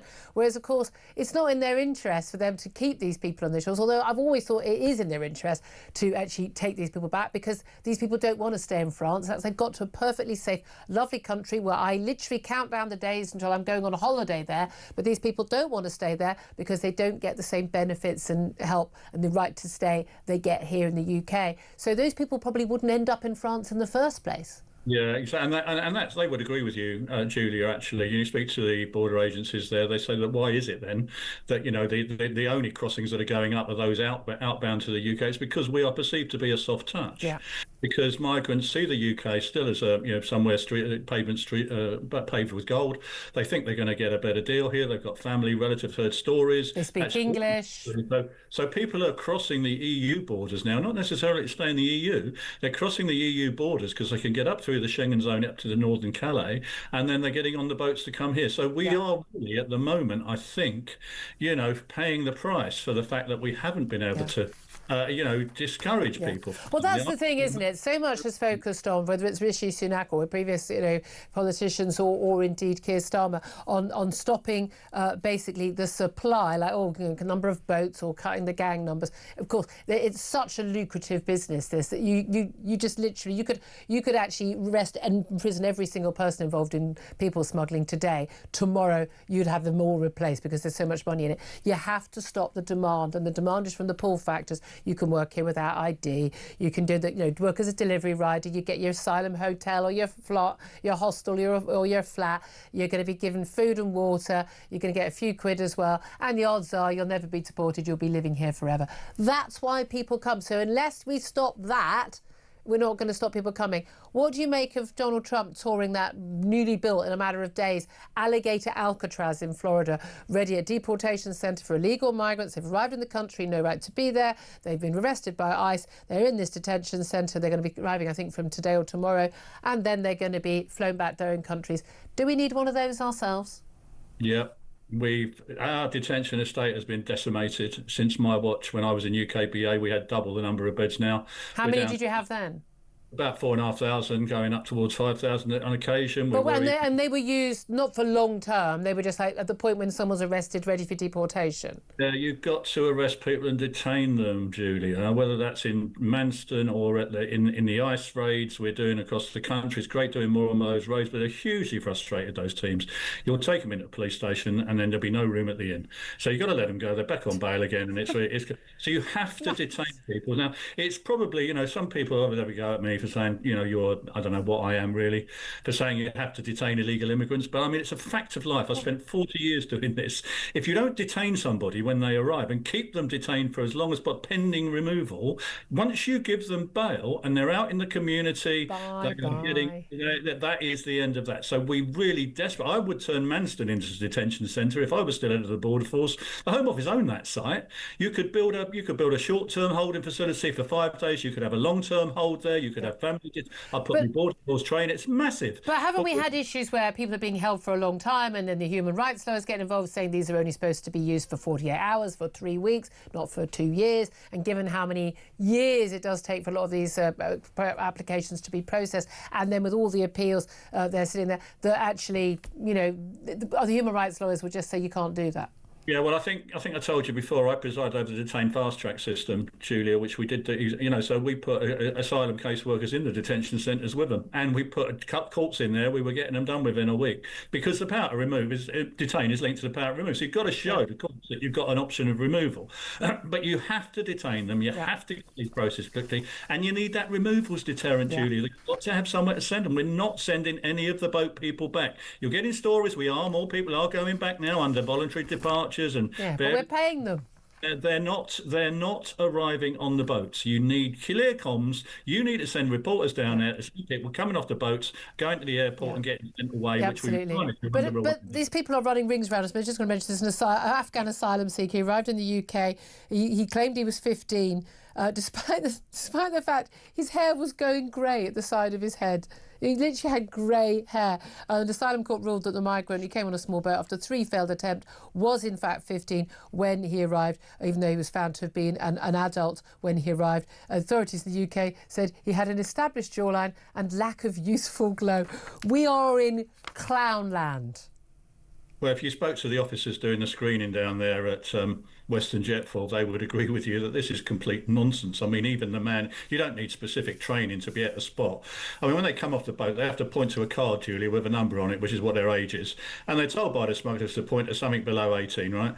Now, what do we do then? Most of them, we've got to get them through within 48 hours. If a Border Force officer has the audacity to suggest there might be, they go to a separate, very quick screening centre where we're urged to aside a sort of caution.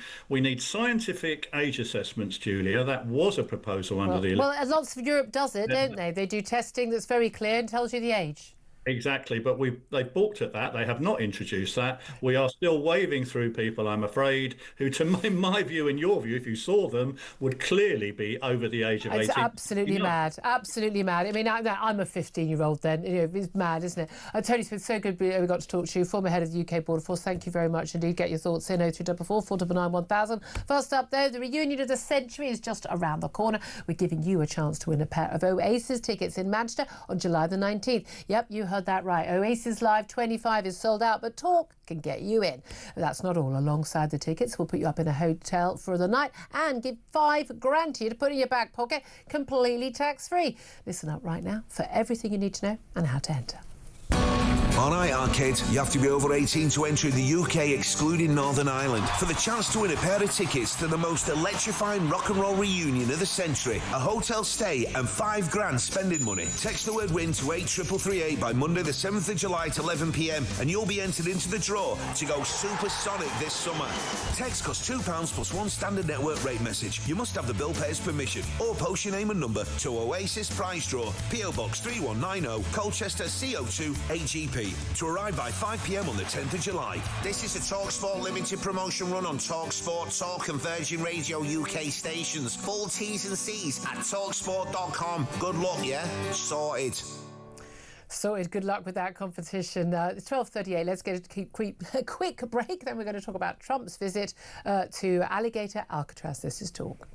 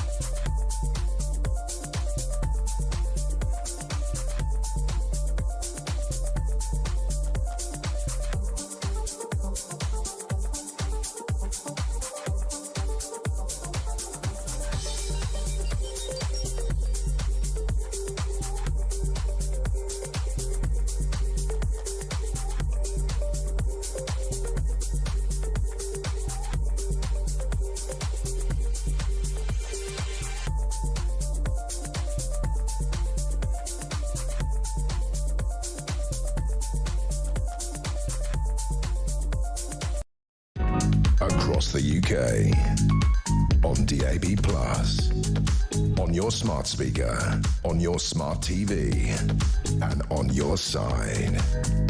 This is Talk.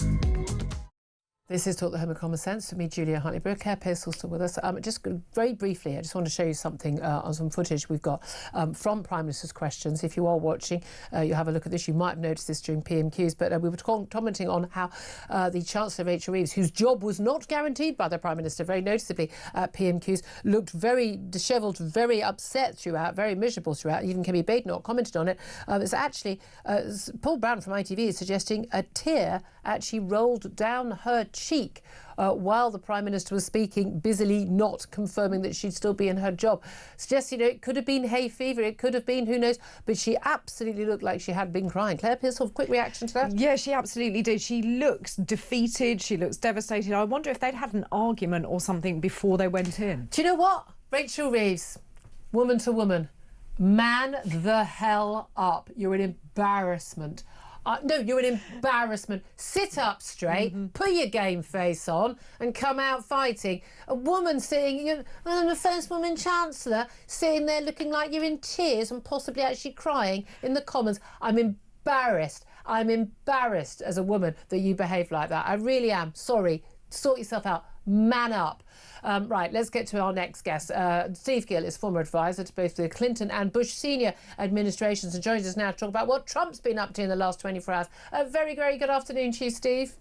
Hey, Julia, good to be back with you. And yes, she needs to put on her big girl panties and, like you said, man up. Big girl panties. I love that. Steve Gill, thank you very much. Now, I've come to you a bit late because we've had a bit of a rip-roaring show, as you can imagine. Two big events for actually three, actually, for Donald Trump in the last 24 hours. Let's rip through them. First of all, we had the big, beautiful bill, and the US Senate Republicans narrowly passing only with J.D. Vance, the vice president's swing vote, this big, beautiful bill on spending, which, of course, Elon Musk opposed. What does it actually involve and how significant is it?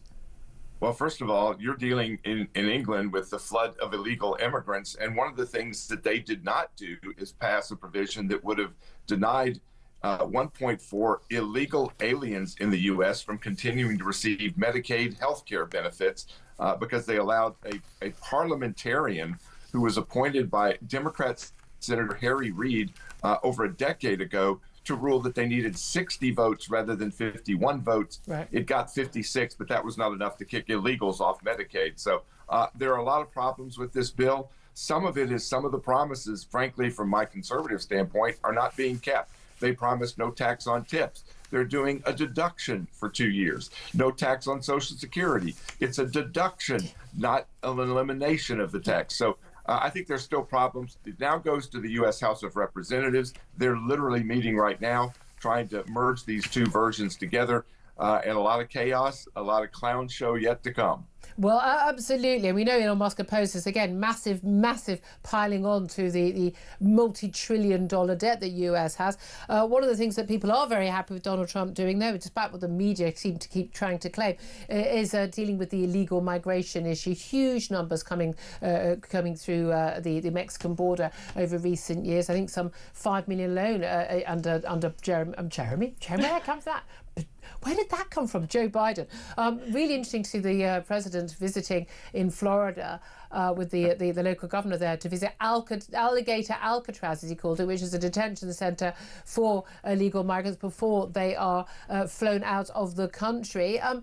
Is this still going down well with the public? Because a lot of people agree with the idea of getting rid of illegal migrants, deporting them. And then when you start having, crying women who've got babies born in America, people seem to change their tune. Well, first of all, the numbers at the border have changed dramatically since Joe Biden was, out. You were having 20 million or so illegals come across in the last, 4 to 8 years. Now it's almost zero coming. Now it's almost zero coming across the border, thanks to President Trump. As he pointed out, we didn't need to change the policies. We just needed to change precedent and enforce the laws and stop the flood coming in. Yeah. Maybe there's some lessons for England there. Yep. But what you're going to love, Julia, is Alligator Alcatraz, this facility down in the middle of the Everglades, surrounded by snakes and alligators, has been completed in literally a couple of weeks. It opens today and can house as many as 5,000 detainees. They're also appointing more judges to quickly process people in as little as 3 days to look at, are they a convicted felon? Were they already previously given an order of deportation, in which case they will get them out soon. But best of all, in the most Trumpian way possible, Julia, they are selling merchandise. You can get your Alligator Alcatraz hat or T-shirt. I'm bringing you one of the T-shirts the next time I come to London. Please do. Just finally, very briefly, on a major topic, of course, Trump announced on his Truth Social website, social media last night, that Israel has agreed to a 60-day Gaza ceasefire. He said he hopes Hamas will take the deal. He says, for the good of the Middle East. How hopeful are you? Hopefully it will hold. The good news is they are talking, as you and I have talked before, in negotiations, in peace negotiations. You get progress of some kind when you're talking. When you're not talking, you don't. They've been talking. It looks like they're making progress. And then the Congo-Rwanda peace deal. Trump deserves not just a Nobel Peace Prize. He ought to look like one of those Olympic athletes that has like 7 or 8 of them Obama wrapped got a around his Nobel neck. Peace Prize a few months after going into office, but there was no peace at all. It was quite extraordinary. He should never have accepted that. Steve Gill, I wish we had longer. I do appreciate you joining us, former advisor to the Clinton and Bush senior administrations. 12:46 is the time. Up next, Sir Jacob Rees-Mogg, former Conservative business secretary, to talk about the Bank of Wokeness at the Bank of England and spending £500,000 moving the dot in gov.uk. That's up next. This is Talk.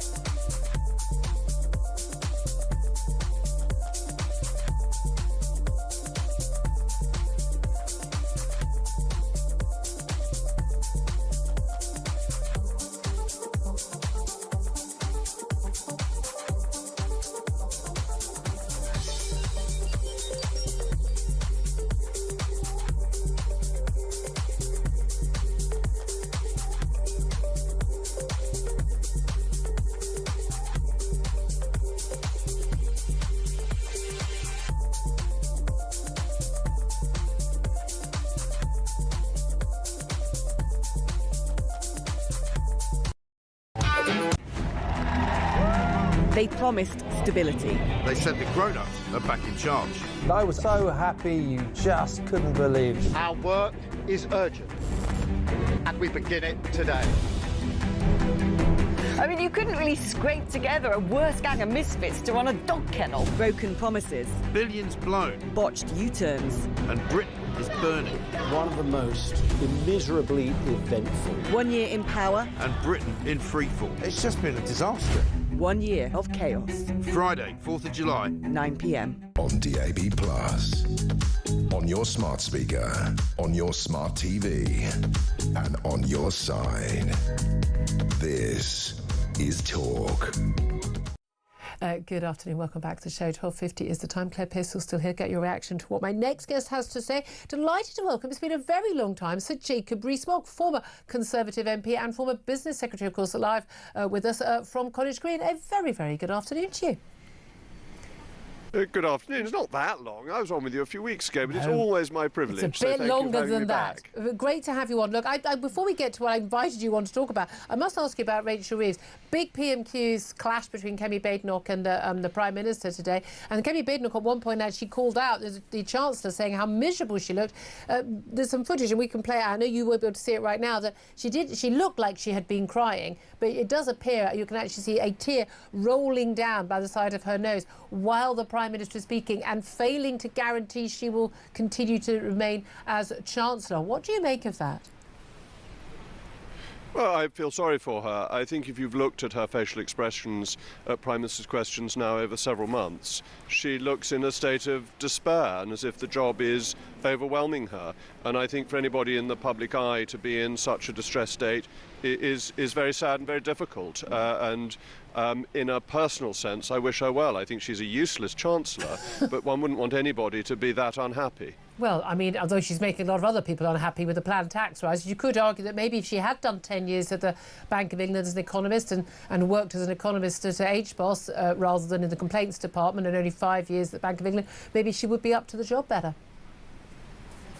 That's a very fair point. I don't think she's a good Chancellor. I don't think she's a competent Chancellor, but I feel for somebody in the public eye who is very distressed, and I think that is a sadness, and that people should be kind to her. I don't think there's any point in rubbing salt into the wound at this point. All right. You put your views very clearly. I was listening to you, and my goodness, that was the sort of Michael Holding bowling coming in for the Chancellor. But I might leave you to do that rather than doing it myself. Well, OK, you are known for your courtesy in politics. Let's talk, we mentioned the Bank of England there. Let's talk about the Bank of England. They're in the news today. They've been accused of wrong-headed wokery. I think all wokery is wrong-headed. They revealed they want to think about dropping historical figures from banknotes because they want to reflect things like modern diversity. So we've had significant characters, Sir Winston Churchill, Jane Austen, James M.W. Turner, Alan Turing, of course, the codebreaker, crucial in the Second World War, or key figures in our past who've had a real impact on us. And they're saying that actually we can have a consultation looking at suggestions from the public that would end that, and actually they might look at sort of reflecting gender diversity and ethnicity and disability and things like that. Would you support that, Sir Jacob? Oh no, it's awful nonsense, and the Bank of England doesn't understand its own job. The point of paper currency is to create an impression of value that is basically false. So the banknote says on it, I promise to pay the bearer on demand. Yeah. That is a lie. It won't pay you anything on demand other than a new banknote. In the period that banknotes have not been based on anything, the value of a pound has fallen to about half a p, a little bit over. So their banknotes have got less and less valuable, and by making them less serious, less patriotic, less symbolic of the nation, they further undermine the value of the paper that they issue. Look at the US dollar. The US dollar is basically unchanged. It's there as a form of stability, as something of certainty. And these silly people with nothing better to do, overpaid in the Bank of England, faff around with the banknotes and undermine its value. It's really silly. They shouldn't do it. They should be fired. We should save the money on their salaries. Well, I'm with you all the way on that. It is extraordinary, isn't it? And also that sort of people who've been really important historically, like Sir Winston Churchill, should perhaps be replaced. You know, it's always a king or the queen on one side, but it should be replaced by, I don't know, presumably, I don't know, some disabled black lesbian, I don't know, something, community activist. And it does just make a mock of this. And again, these are passing political fads rather than a key part of our cultural and historical political identity. I agree with you. I mean, when I was a child, they had Nelson and Wellington and Shakespeare on the banknotes, the real titans of British society. They've already watered it down a bit with less exciting people, I think, and less pride in our military history and our success as a nation. And they just want to go further. It's basically the Europeanification of it. Look at the euros, which are the most boring banknotes anybody's ever created. Dull as ditch water, because it's not really a proper currency. And I don't know if you can hear me over the siren, but I think the Bank of England's just being as wet as water. Let's also talk about, you say it's a waste of money. Again, these things always cost money, the consultation and the money always spent. We've also seen money being spent by civil servants. They published a 150-page dossier on how to use the dot in the government's new website logo. It's £500,000 have been spent. £500,000. We're worried about whether or not we can give people operations for cancer, but oh my God, let's spend £500,000 on taking the dot in gov.uk, moving it up halfway, and then making it sort of turquoisey coloured. I mean, this is utter madness that money is being spent on these things, isn't it? Oh, it's completely stupid. Who cares what the logo for His Majesty's government is? And why can't they call it HM government rather than UK government? It's His Majesty's government. There's no such thing as UK government. It's just all dumbing down. And it's like Consignia and all these silly companies that spent lots of money making themselves look foolish. HM government is a very well-known organisation. People aren't so stupid that they don't know to go on the website to get information with a little change in a dot. It's dotty, you could say. It's what a lot of people are saying. It is very, very bizarre, isn't it, when we're dealing with so many other big problems. Can I ask your opinion on these welfare reforms? We talked about the reaction in the Chamber at PMQs of the Prime Minister being questioned about his humiliating defeat. I mean, he won the victory last night, but it was a Pyrrhic victory in terms of the humiliating defeat. And his Labour backbenchers, lots of left-wing Labour MPs, now apparently running the country. Do you think Keir Starmer is going to stay the full 5 years in office? He may do, but I think he's like John Major after the exchange rate mechanism in 1992, that it's such an utter failure of policy, utter failure of leadership, that he will be, in Norman Lamont's term, in office but not in power, or if you prefer to go back to Browning and Macmillan, never glad, confident morning again, that Downing Street is now besieged, it's not a centre of authority, and power has shifted to the left of the Labour Party. Which we're probably not going to end up very well for us in the budget. Whoever is delivering it. No, it'll make us all poorer. Whoever's delivering it. Pat McFadden will deliver just as gloomy a budget as Rachel Reeves would. Indeed, he's definitely vying for that job, isn't he? And just finally, I mean, we know clearly, yes. We know when it comes to the to elections, it's the economy, stupid always. That old line from that Clinton campaign chief.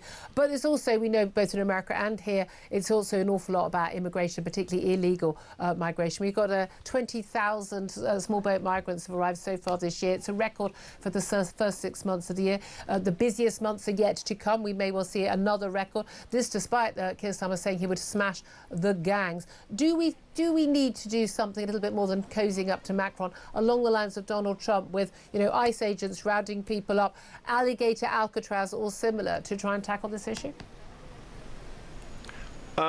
Well, Donald Trump got illegal migration into the US from the Mexican border down by 91% in April. It can be done. He's shown it can be done. And we need to try to do things like that. There aren't many alligators in Somerset, so I'm not sure that we could manage to do that in my home county. But there must be other things we could do. What we really need is a scheme that people leave as soon as they arrive, that they're flown out to Rwanda or wherever it is. Yep. They can't do these endless appeals. They just leave the country.